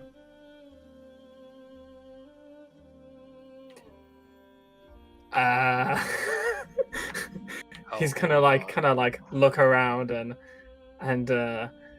kind of think to himself, I'm here to explore. I told you that. Make a deception check. So real quick, this conversation has gotten me to Google what a people is or what a person is, and it's just somebody who identifies as like an individual or regarded as an individual, basically. So he is a person If he believes he is, and Ethereal is person? sentient. Yeah, Alexa. but with that with that deception check. Yes, that's against a 20 insight, by the way. Yes, I'm just. Go on, Zeltron. I would like to just try and as subtly as I can cast minor illusion of a wolf growling right behind him. Okay. Give me a sleight of hand check.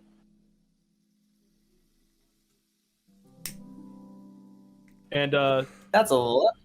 that's 11. I think that's enough for him to actually fucking. Yeah. You notice him, Raka, and you notice him making the somatic and muttering beneath his breath, and you recognize this as he's casting a spell. I'm gonna like look towards him and tap my quarterstaff on the floor, causing some tremors underneath him. That's kind of like, and give him like a stern look, like a warning. Hey, So you immediately feel that. you don't need to be forced to give up your secrets right now, Rokan. But I understand that you are keeping yourself to yourself. If we are going to travel together, some trust must be had. May I ask you a simpler question, perhaps? What are your intentions going forwards? Well, my father sent me here to see what's up. That's what people say, right? What's up? Yes, I have heard some people say it, though I quite do not understand why. It is quite a Lot useless people don't sentence say when that. you truly consider it. What is up is exactly what you see when you look up, and at this point Yevu would sort of... But regardless, your father sent you. That's a good cause. Are you loyal to your father? Yeah, very loyal. That's good. I hope to what's the word? Overthrow is a bit mean of a word. You sure? That's the word, surpass. I aim to surpass him one day. Surpass him, he holds the title of power. You could say that. You could just say you want to inherit his power or his position. Yeah, that's... Yeah, but that sounds like I'm Well, taking he it from definitely him. wants to... Yeah, I think it makes sense, what you said. Certainly Ava didn't take it as a bad thing. Well, interesting. And just in case we find ourselves in a tight spot, I should probably warn you right now, I have sworn an oath to do no harm, though I will protect those around me as best as I can. What do you bring to a more tense situation, Rokan? Are we out on a balcony, did you say? We are. No, We're on a decking, you're on I the think you ground said, floor. right? Yeah, Yeah, ground it's an floor. outside decking area. Okay, what's around outside? Is there... It's mostly like you see like little carts and things like that. Like some people have their produce they were selling, and and then you see like some storefronts and some houses. I think he's more What's getting at the the earth. ground like? Yeah. Yeah. Oh, it's like cobbled floor. What's yeah. Okay, fuck. Okay. You fuck. That's an unusual decision in this situation. That's fine. Yeah, that's fine. That's fine. So I'm gonna walk onto the street, and then with one hand just slightly raise it, and then a piece of cobble from the ground rises.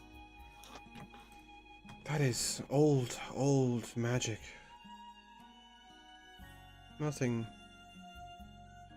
That is incredibly unusual. You got a permit, son?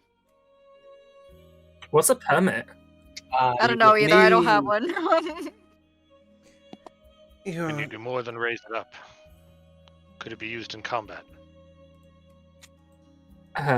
Is there a safe place around I can throw it to demonstrate? Give me a perception check. I don't just want to hurl it at a store window. Yeah, you find a pretty stable wall. You can toss it there. It'll be fine. Actually, with my hand raised to keep it levitated, I just flick my wrist and it goes flying at the wall. Just watch it erupt. Could you do that with somebody, let's say, give or take 300 pounds on it?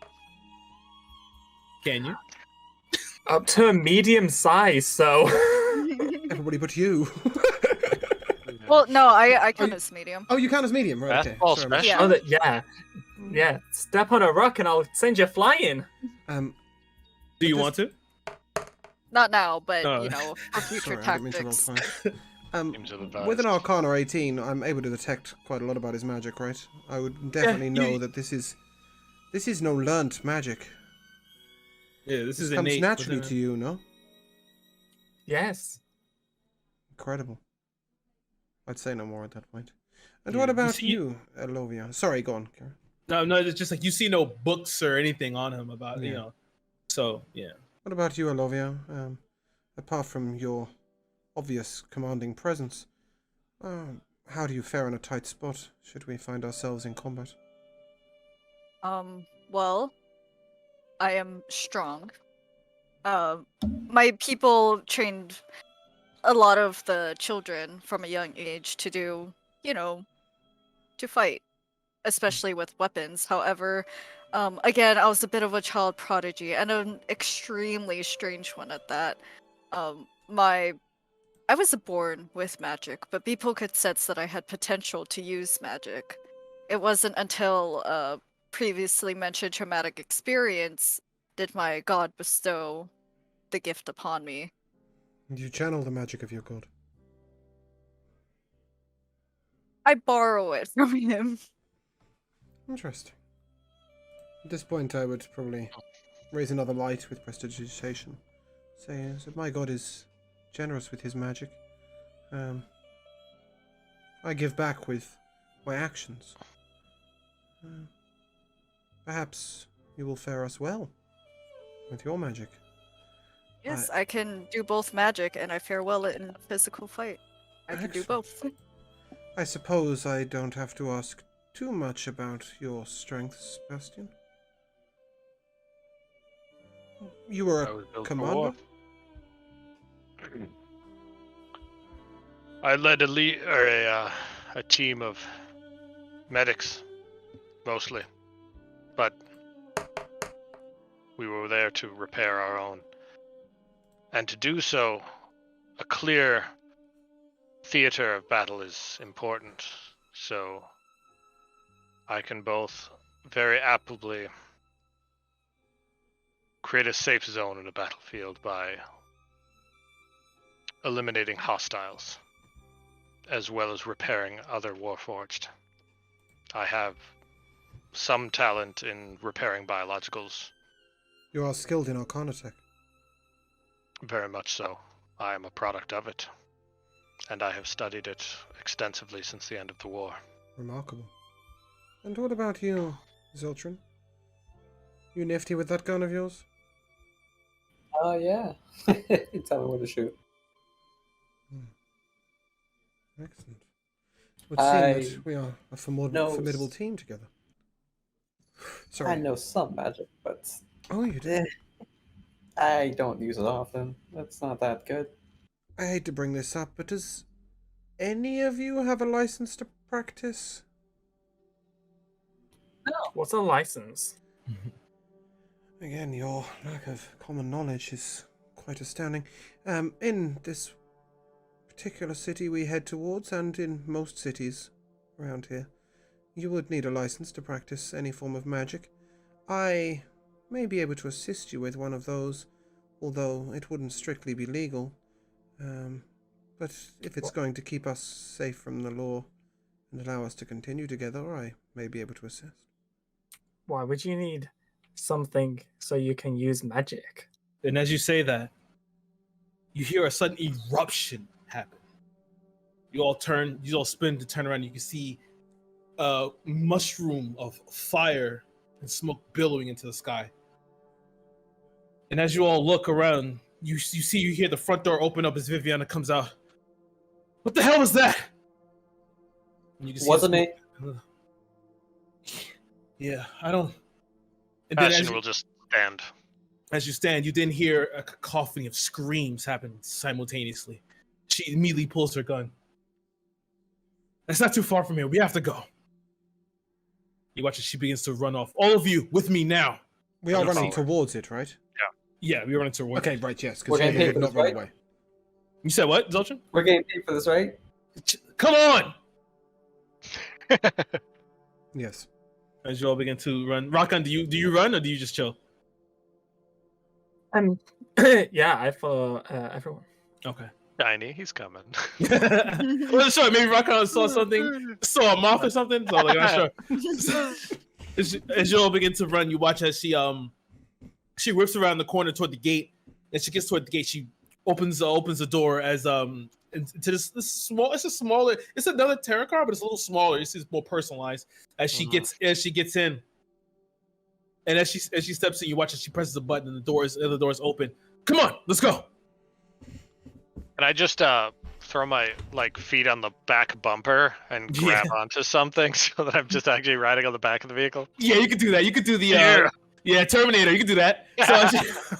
So as you all get into the car, you speed off. Your heads jump back and hit the back of the seats as you hear the engine begin to rev, and you see the light, the glow of the arcane engine from the roof itself as the scene begins to push back as she's tearing ass through the fucking through like this forested area. You see the forest area begins to change. It's like this rocky type of area. As you can now smell the smoke.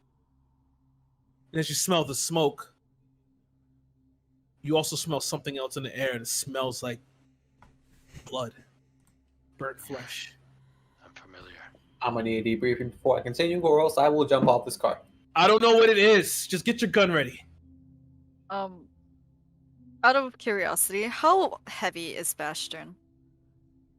I have it in my description. Pretty heavy. So I am 295 pounds.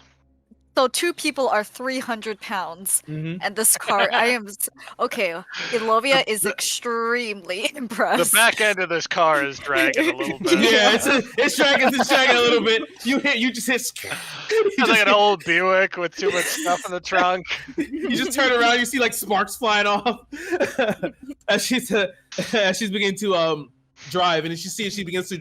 As you guys look around, your perception is high enough. You look out the windows, you can see now you guys are over a large gorge, driving over a bridge, and as it passes over this, it's a stone and like metal bridge, nicely worked. As it push forward, you see as the headlights begin to peel around, and it flashes on one of these tarot cards.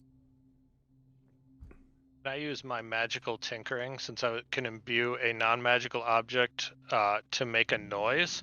Can I start making a siren sound from the car? Sure. Wee. She turns. She's, thanks, Bastion. And I left my siren at the agency. And she stops the car. As you see the headlights are now flush on this tarot card. As you can see, it's been torn in half. Stops, you watch she pulls her gun and exits. She gets to look around and look over. You guys coming? No, we just came here for the ride. Yeah, definitely. Now we're gonna bug out. Just Bastion's gonna hop off the bumper, shield at the ready, and he's got a handful of stones. Yeah, Ilovia said that with the deadpan, but she's gonna say I was joking. It was hard for me to tell for a second. All right. And she gets the car and kind of begins to walk around. As you guys begin to come upon this bus, this tarot card, you already see that it's been torn in half, and you can see it's still smoldering slightly. You see the flames are still around it as the smoke begins to billow into the sky. And she begins to bring herself around, and she's going to look through everything. At this point in time, you guys can assess the scene or do whatever you want to do while she's also looking around. We were about to get on one of these. We were. A lucky escape. Bastion's going to try to go a little past the car and kind of try to assess if there's any immediate danger. Okay. Oh. Give me a perception check, Bastion. As we're hopping off the car and looking around, garbage. some not really a sandstorm, but like a gush of sand is going to start like working its way around Rockan's body. All right. Are you feeling some type of way, or are you just preparing It's yourself? it's basically mage armor. I just want to get it out Okay, now. okay. Got it. Okay, that's fine. I would Can I not have start to burn a looking, turn in combat casting mage armor. I'm getting ready just in case. Yeah, at this point, Okay. Yeva is standing, shield sort of above his head, blowing a small gust of wind in front of him as he steps into the cart and begins to look around. Okay. With your 10, you're not seeing anything immediate currently. Sorry, with 10 what? No, for Bastion. Bastion Oh, rolled a right, perception sorry, check yeah. earlier. Okay. My 10. My passive's 11, if that helps. Passive 11, still not too much better. Passive 13, I'm sorry, passive 13. Oh, Anyway. 13? Yeah. You feel like maybe the danger has maybe a little further away right now? Yeah, we're fine. Yeah. Can I see if there's like anybody alive or Yeah, give me an investigation check. You said you're stepping into the turret car? Yeah, and looking around for anybody. Okay. So you're both kind of doing the same thing. I'll take your passive investigation is more than high enough. What is Roll a yours? 16 as well. 16. Okay. so Sylvia's 13. 13. There's no one left alive. As you can look in here, you see that their bodies have been torn open. You see the conductor with his brains are like splattered on the front windshield, and he's like bent over. You see children and women and men here. They're all like their chests have been torn over. And can we tell if it's crashed or if it's had something done to it? That's the weirdest of things. As you can see that you look at the tarot card itself, you see that it looks like it has been cut in half. But it hasn't run into anything. There's no sign of it hitting anything. There's no sign of it hitting anything. With your investigation, as you look around, you can see heavier footprints in the floor. As you continue looking in the follow, you get to look over the gorge, and you see the second half of the tarot car. Currently in boughs of trees, the backlights still on miraculously. Can I start looting the bodies? Sure, you can loot the bodies. Thanks. Give me an investigation check. Savage. Could I check the bodies to see what kind of thing has caused the damage to them? Give me a medicine check with disadvantage because you really wouldn't know. By Rakan. You don't know how people work. I got a 7. That's a 7. That's a 7. You don't know what did this, but whatever it did is very dexterous and has the ability to do a lot of pressure. Is there any and look at- magic or remnant of magic in the air? I'm sorry, say that one more time. Sorry, was there any remnant of magic in the air? No, there's no remnant of. Well, it's a small remnant of magic. Smells like Very a small. What a grisly scene. Olivia's gonna comment. Well, I've never seen anything like this. I'm gonna poke the body with my quarterstaff. You Then both. ask around, what's wrong with it? Hold on, Josh and you guys. yeah, Josh we're having a and minor James, you guys internet issue. We've just reconnected. Should be fine now. Okay. No. All right. Cool. Unfortunately, Rockan, this is what happens when a person loses too much blood. Oh. Ew. Yeah, blood is essentially a person's life juice. Well, can't we just put more in? No. Well, you see, a person also has, think of it as different components within their body. If one is too damaged, it won't work. Think of it as like a gear in a machine. If a gear is missing or broken, the machine won't work. Right. Who's looking over the gorge at the second half of the tarot car? Anyone? Yeah, I think Yeva probably is by now. Otherwise, Give me I a would have perception check. witnessed Zeltrin's looting of the bodies. I'll let him off with Yeah. that one. You said check Zeltron with your investigation. You find 5 copper. It's a 16. 16. That's As you fucking look over, your eyes kind of narrowing, focusing. You can see in the back windshield the slight movement of a body Oh, sorry, is this downwards? down. Yeah. How far down? Eyeballing it, about 120 feet. There's almost a chance Yeva would jump, but I turn to the party. Does anybody have any rope? Why would I've you- rope, and I can make us fall slowly. Can you get me down there? Yes. Yeah. Jump. Do you get an Okay. additional I can 300 pounds With down? no warning, Yeva just gone, jumped straight Yeah. over. Yes. Straight down. Are Cast- you? I have featherfall. So You cast if Featherfall. Elovia wants to jump as well, I can affect up to 5 fallen creatures. I believe Zeltrin has already jumped.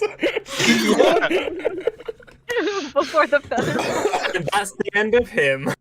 I told him to jump. I was Yeah. ready to go with the featherfall. So Okay, so you all feather fall down. I will featherfall. Yeah. All right. As you all feather fall down, you have Vivian. It's like, I'm gonna go with him. Yeah. Just for fun. Vivian looks over. Okay, well, you guys are people of action. I'll make my way. Actually, what am I talking about? She jumps as well. Now she jumps. And she throws the feather in the air because the feather fall herself. I mean, Oh, and she fancy. As sorry, we go on. go down, Rokan just go woo. Yeah, Oh, I deploy like a little storm of mechanical beetles that grab Nice. both myself and the elf whose name is on my Yeva. sheet of Yeva. notes, Yeva. which is absolutely Yeva. Thank you. Absolute nonsense. nice. And just buzz their little big Mhm. beetle wings to make us fall slower. As you, go Yeva. No, I think you're about to answer my question, so carry on. All right, as you guys are all making your way down, Yeva, you're trying to grab the trees, or you're trying to hit the floor first? I'm trying to hit the cart. Oh, you want to hit the car? Okay, give me a dexterity check. It's a 17. Nice. Is anyone else trying to hit the car or no? You Is guys it closer to me? I'm gonna crush it if I land on it. So no. Yeah, Good it's thinking. quite precarious, right?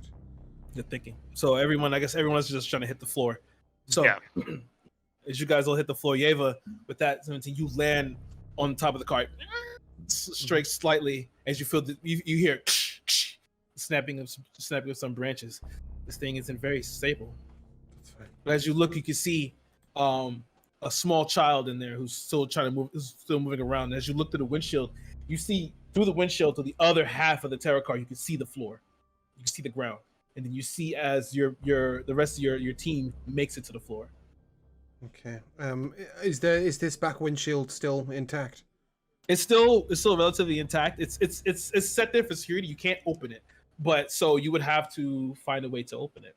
There's no other I use entrance. my Can I get crowbar. round to a door or something?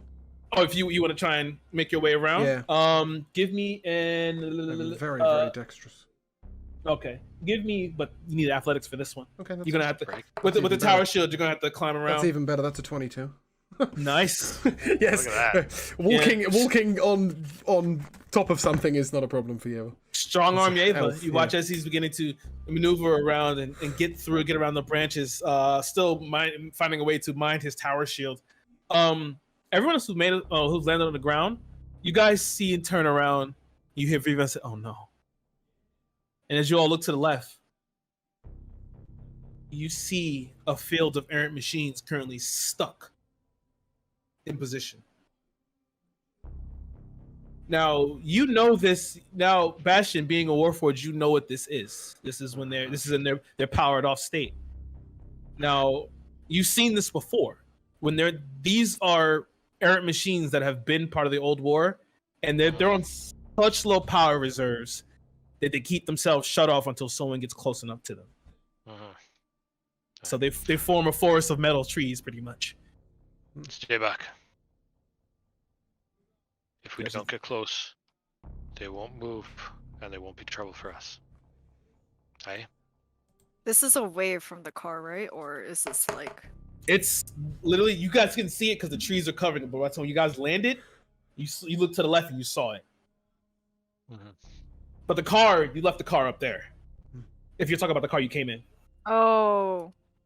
No, I was talking about the one that was with the kid in The it. cart. Oh yeah. Yeva's currently that's still in the trees. It's like Okay. stuck in these huge branches. Speaking of which, is the child the only person alive? Yeah, as you get in there now, it's gonna be really hard going to come up here. But currently, you see the kid itself is moving around, but you see that someone has died covering them. Okay. Hmm. As I move my way over, I would take my shield off my back and place the child in the shield, as if using it like a cradle. Take it with So both hands and just jump out. You're gonna try and jump? Okay, because like the Featherfall. card is like literally like this. You gonna feather fall again? Yeah, I've still got the featherfall in active, right? Okay. How long does it last? That was the last? It's an hour, right? Let me else. Oh no, it's No, not no, an no. hour. It's like a minute, I think. It's a minute. Okay. How If big the is creature the lands before the spell ends, it takes no falling damage, can land on its feet, and the spell ends for that creature. Right, okay. So if you land without taking damage, the spell ends for that creature. How big is the drop from the card? Oh, from where it is now, it's about 80 feet. Oh, Jesus.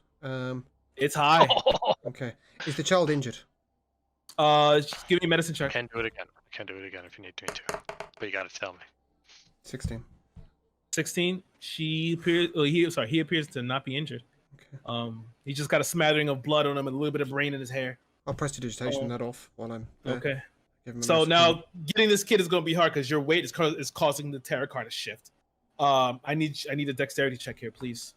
And whatever happens, the child is kept between my chest and the shield holding him. No It's, problem. 11 on the dex check.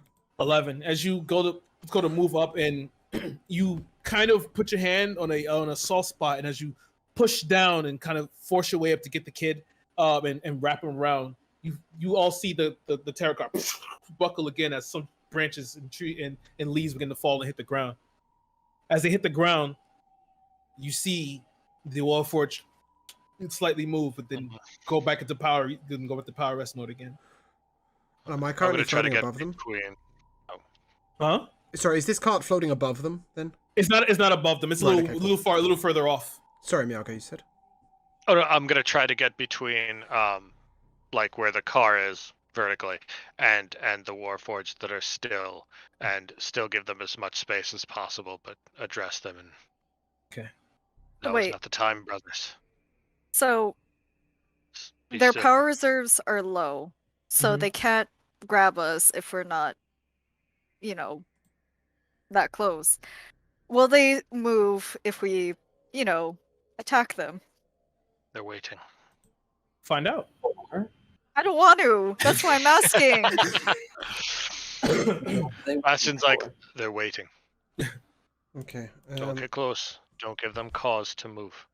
If they don't have cause to move, they won't. I'm gonna cast Armor of Agathis on myself. Okay. The ice forms on your body. I'm gonna trust my party here. Am I near enough a door or a window? The doors that are in the back or whatever is like he kind of crushed between two branches. Okay, So you'll be hard pressed to push that door open. However I got in, can I get out that way? Probably a smashed in Yes. window, right? Perfect. Okay, and I'm gonna put the child in the shield. And obviously the shield has an arm strap, right? I'm gonna strap it in to the shield. And then what's the range on prestidigitation? 10 foot, that ain't cutting it. With Druidcraft then I'm going to create a sort of strange sort of sensory effect of like falling leaves and stuff coming down directly towards my party. Just a few, just a nice. couple to try and get their attention and then sort of wave. Mm-hmm. And then I'm gonna throw the child. You're gonna throw the kid. Would like to try and catch the child. That's I'm Elovia's directly throwing first it at sort of instinct. Warforged, at the Warforged. I'm gonna not hurl the a Warforged child group, out of a bus. but most specifically at Bastion, knowing that he has this ability for Featherfall. All right. You gonna throw the kid? Yeah. All right. Give me a strength check. Shouldn't be too hard. It is a kid. That's a Kids are 13. easy to throw. That's a 10. Sorry, it's a 13? 10. It's a 10. We've all 10. thrown a child. You Oh. hoist the child. Give me a perception check, Bastion. Oh god. All right. I know. Ah! That's a 10. Ooh, boy. That's As you- average. As you throw as the child throws, Bastion's currently looking at the other Warforged. It's not until he hears the child screaming that he turns around and casts Featherfall. Yeah. As he casts Featherfall, the kid it starts to slowly fall. But at Yeah. the time, As he's surrounded by mechanical beetles. you hear simultaneously as they all turn and look at you. I need everyone to roll initiative.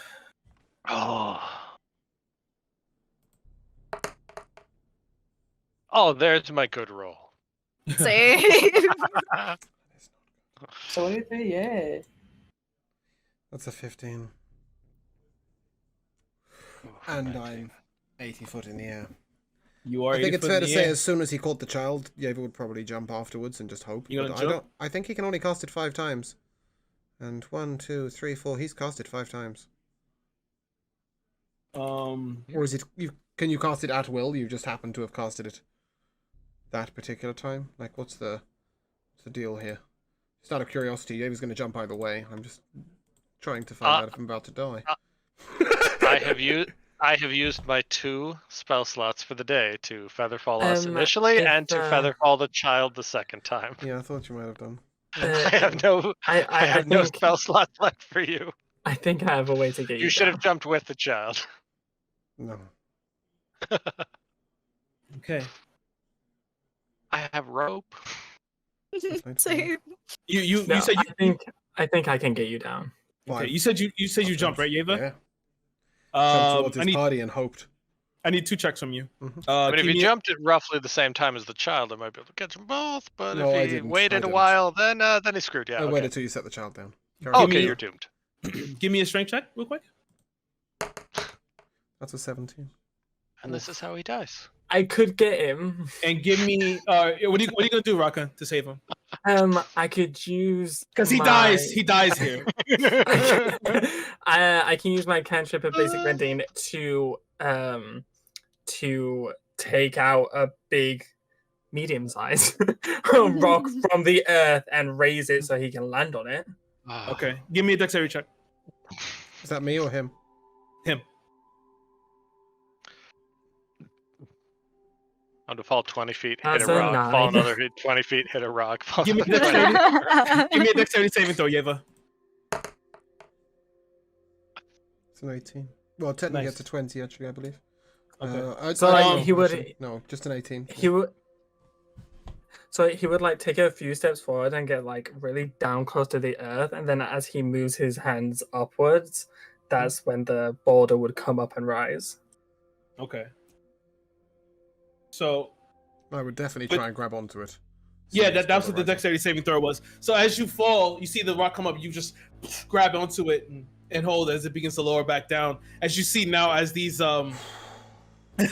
as you now see these errant machines begin to run toward all of you. Zeltrin, you're up first. As one is currently running towards you with his hands like scraping the ground. How close is that one getting to me? He's gonna run his full movement. He's like about 10, 15 feet from you. Just, sorry, before we go into people's turns, can you just paint an image of the field for us? Okay, sure. In terms of where we are to each other more than anything else. So there's a few things that happened here. With your strength check earlier, when you jumped out of the terror car, you broke a branch. So as you can hear the screeching of metal, as you are sure that that second half of the bus is going to fall. Mm-hmm.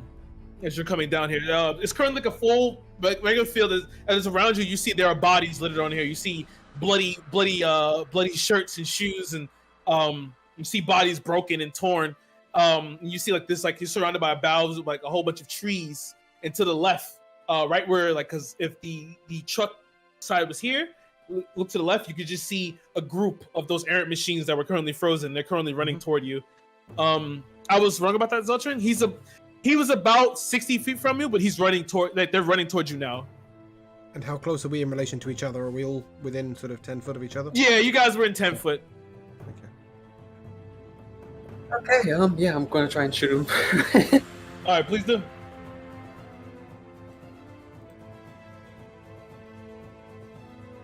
That's a 14. That hits. Roll damage.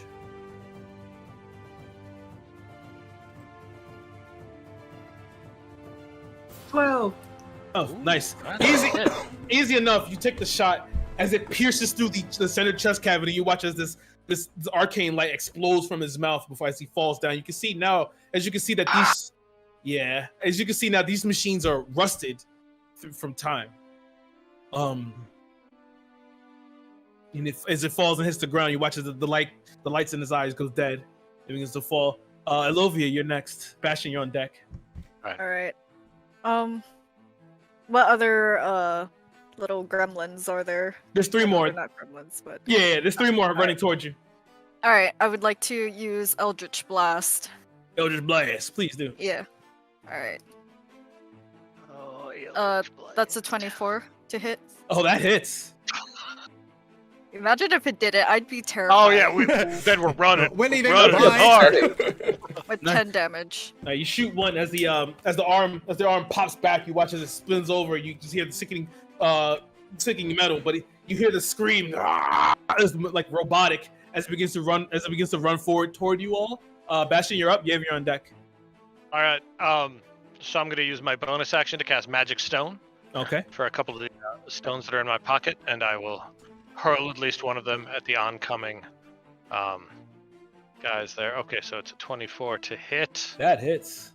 6 damage, bludgeoning magic damage, and all the while I am calling out commands. I'm saying, hold your fire, parade rest, halt, stop, stand down, and just anything that I can yell that might trigger something in them to make them want to stop or to hesitate, because Give I'd me a rather persuasion not check. do this. Give me a persuasion check. Okay, persuasion, excellent. Holy fuck, I rolled. Nice. The one. Ah! Which one did you hit? The one that Elovia hit, or you hit another one? Same one. Same one. Okay, so that one that you hit, you watch as that magic stone tears its head off as it hits the floor, and you watch as the light begins to go dead as the head rolls towards you and sits at your feet. Sorry, You watch brother. the light glow, the light dims. Yeva, you're up. Rakan, you're on deck. Who's furthest forward in my party? Currently, I would think Bastion's the furthest forward. Okay, I would step to Probably. Bastion's I'm probably side. the most between you and the creatures. I would and step machines. slightly in front of Bastion, and I would cast Blade Ward upon myself. Okay. Madman. So you're currently protecting Bastion, yeah? Right? No, I'm not using my protect action. I'm merely saying, I'm standing near him, shield out in stand hand, up. and Okay, then cool. casting Blade Ward and saying to people behind me, brothers, Sure. I've got you. The little elf is going to stand before the 6'5", I'm not 300-pound little. warforged. I'm not little. I'm 6 foot holding a 6 foot shield. Oh, okay. Okay. Yeah, You're a very big elf. Not little Very in the big elf. slightest. Yeah, he's a tall elf. We're all big. Then your turn, Oh, Yeva? elf. That does end my Yeah, turn. we are abnormally large, aren't we? Yeah. Yeah, we are. Apart from Rakan, you're Zeltron, up. who's about half a foot tall. Okay, is the ground like still cobblestone? No, this is actually just regular ground now. This is Regular regular, ground. regular like rock and dirt. Perfect Okay. for you. Yeah, thank you. So he's gonna Up, Earthbender. with his right foot, he's gonna stomp on the ground, and as he does, a piece of earth Heavy horse rises, and with his one hand circling it turns into a spike. And he's gonna throw it at one of the machines. Okay, please. Is it a saving throw or is it rolling? Yeah, it's a roll. Okay, please do. That does With not a hit. 1, that's a 7. That does not hit. As it flies through, you watch as it flies over, and then as they begin to go towards you, they stop and stand in front of Yeva. We heard the order. You asked us to halt. Aye, brother. Stop. We're not here for you. We're here for the child. The war is over. You watch Go as back it to sleep. looks toward you, and it kind of turns its head slightly. Mm-hmm. Yeah, Bastion's shaking just a little bit. Yeah, he looks. What sort of brother are you? Brother. And then this is. You thought they were just errant machines. You watch as they glow, kind of shifts in their mouth and in their body. Oh, no. We haven't worked for the humans in quite a while. Neither have I. I'm here for you. Here for me. We are errant machines. There's no one here for us.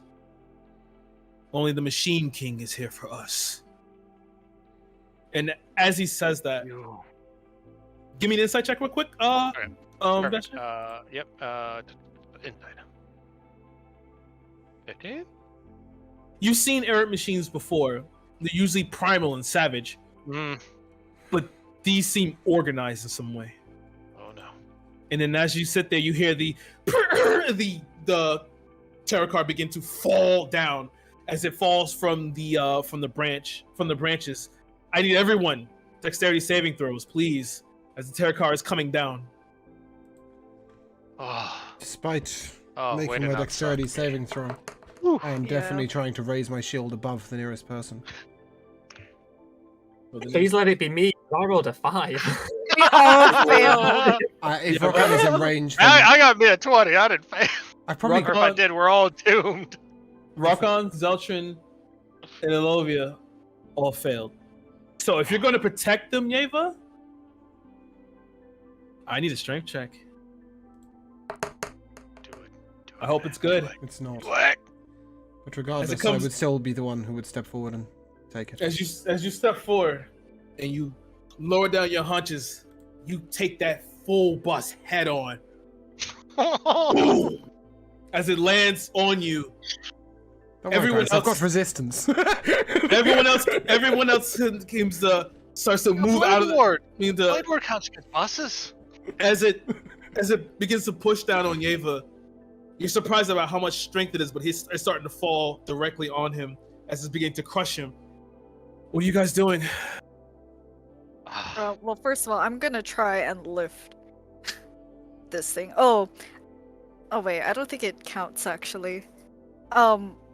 But one of my features as a Goliath is that I count as one size bigger when it comes to Carrying capacity.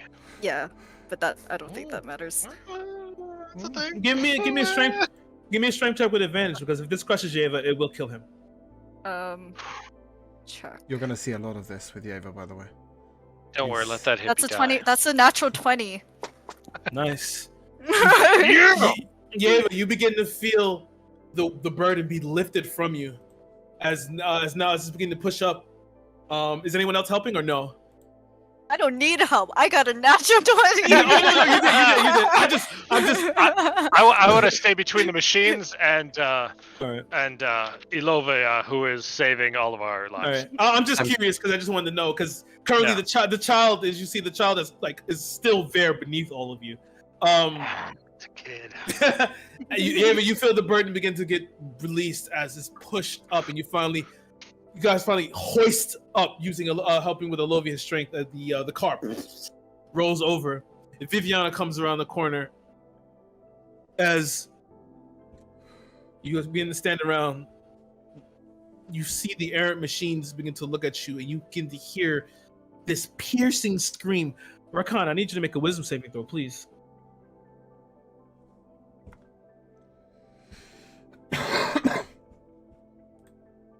+6. It's 11. While that piercing scream happens, the eyes roll in the back of your head, and you begin to see interesting things. You begin to see the stars. You begin to see space. It looks as if you're currently being hurled through it. As you see different star constellations, and as you continue to move through, you see a large black mass that begins to eat stars before you're pulled back. Do I see the constellation of Cassiopeia? You did see it, The belt of Orion. and then you see it It's a Big Dipper. disappear. And as you're What do British people call the Big Dipper? and as you're No, standing I'm sorry. there, The same. It's okay. Let me interrupt. And as you're standing there, you guys all begin to hear the ground beneath you cave in. As it caves in, you see these large claws reach out from the ground and begin to pull downwards as you all begin to fall. Is the kid coming down with us? Yes, This he would be a is. really traumatic day for him. Yeah, we'll try to protect Yeva will him. grab him. And as, Probably his birthday as well. and as you all fall He's not useful. Let him die. Sorry. into the darkness, give me one more dexterity saving throw. Come on, don't suck. Suck, don't Oh. Ooh. Well, today I sucked. Good dice couldn't last very long with me. I got a couple of good rolls. I got a couple of shit rolls. Everyone below 12 takes 6 points of bludgeoning damage. Okay. I met it. Am I okay? I can take 6. I can take 6. Oh yeah, you're fine. You're fine. As you all hit the floor, the rocks falling, caving in around you. You guys look up as you see yourself in this dark, vacuous, cavernous space. And you look up, you see that large monstrosity with these large claws and these beaming red eyes. You get to look closely at it, and you can see it's like an amalgamation of Warforged. As it begins to crawl around, spindly, begins to maneuver around, you hear that piercing metal scream. As you guys focus back down to this cavernous area, the kid curling up against Yeva as he's held his shield, and the rocks are beginning to spill over. You look into the darkness, and you see these red eyes begin to maneuver around. You're not alone down here. Can I shoot at one of them? Next time you will, because we will end there. Get close, get close, get close. No! Beautiful, Karen. Beautiful. That was on the second of 10 hours. Fantastic. What a place to end. Weevil. Well, what an episode. What an episode. So, actually, I'll leave you in charge. Yeah, well, hey, you're driving. I guess tradition. MVPs. We come to James first. I would like to make a couple of honourable mentions because there were lovely moments. Rock and Debris bagels, unbelievable, unbelievable. And Zeltrin's trying to steal while currently working for a detective. But without a doubt, for me, the MVP was Miego's story of trying to restore the Beautiful. Warforged Chef's back to- kiss. I mean, I was lost in that moment. Yeah, lost in that moment. Amazing. Thank you. Great. Thank you. We come next to Rock and Debris, Josh. I mean, I think like everyone did so good with their characters. Everyone just very quickly just slot into place, and it was so lovely to see. But I think I'm gonna have to give it to Lavi. Her character is so funny and so cool. Yeah. Just a reminder: this generally we would use an inanimate object, but obviously, or a action. But in first episode, that's when we really see characters appear. And I think that's why this episode MVP is a more personal thing. Lavi.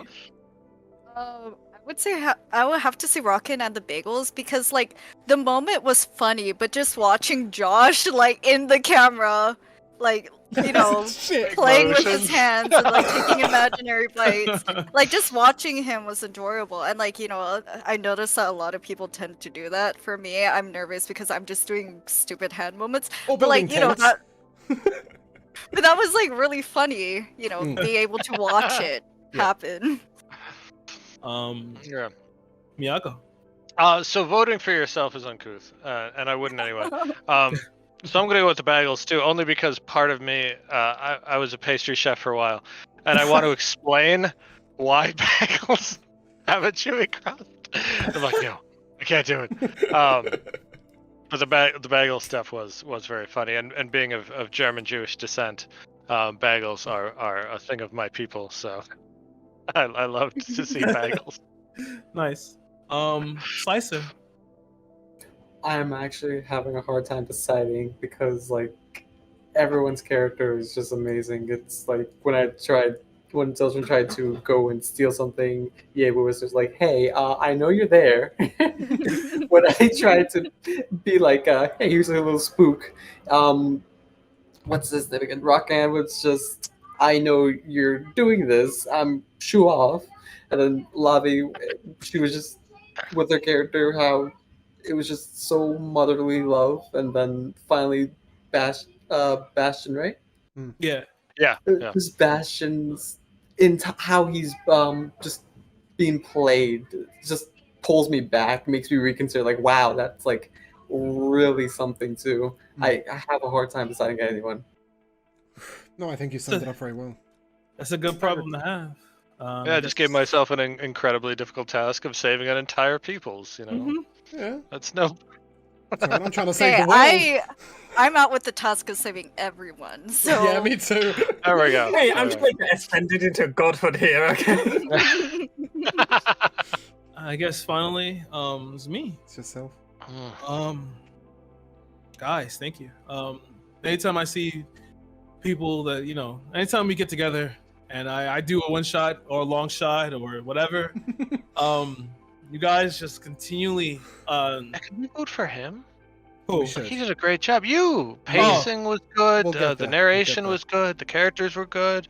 Like Vivian, I'd talk to her at a party if I saw Vivian. You know, I mean, I'm a married man, so I wouldn't go too far. But Thanks. me 5 years ago, I would have chatted her up. You know, It's just anytime I get to do this and people bring my stories to life and it makes me happy. It's my favorite medium to tell stories, and it's just thank you all. It's great. yeah, It's thank so you for incredible. setting this up.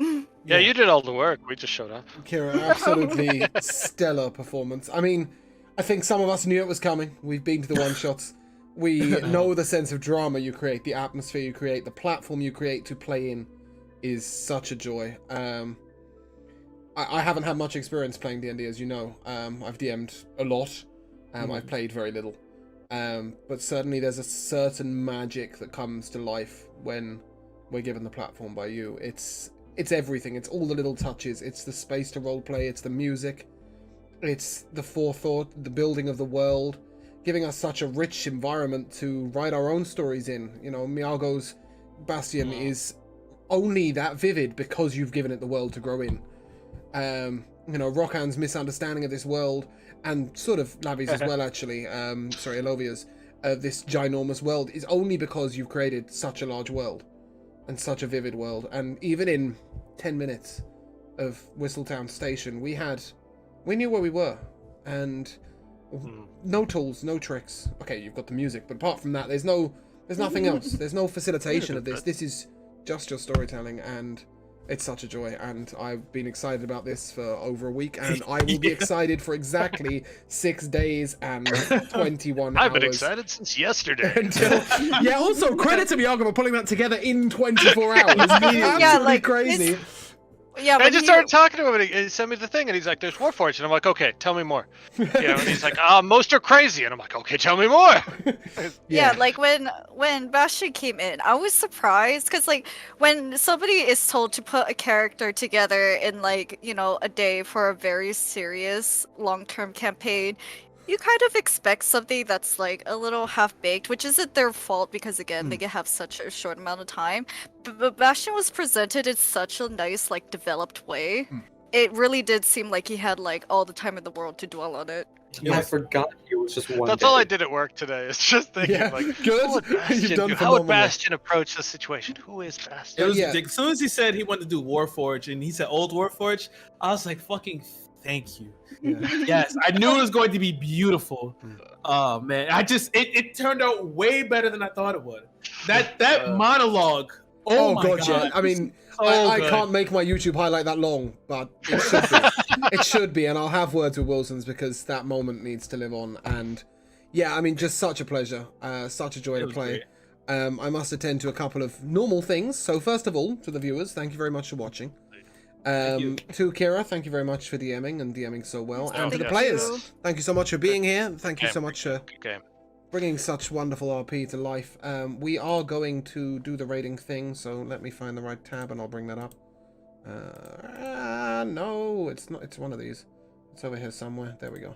And yeah, we are live again tomorrow for Good Sagravia, where you will have the chance to see Slicer again. Playing a Warforged, actually. Which is, that's going to be a contrast. There's a lot going on with his... my internet's just absolutely they're just people. Up. They can do whatever they want. It's not very helpful. Yeah, I've got no Chrome in that case. We won't be raiding tonight. I apologize, as I can't raid without knowing who's online. So we will just call it there. We will be live again tomorrow night, as I said, 7 p.m. EST. See us there. And this will return next Monday. You don't want to miss it. All Say right. goodbye, guys. Dankeschön. Bye. Bye. Thank you, everyone. Nice meeting everyone.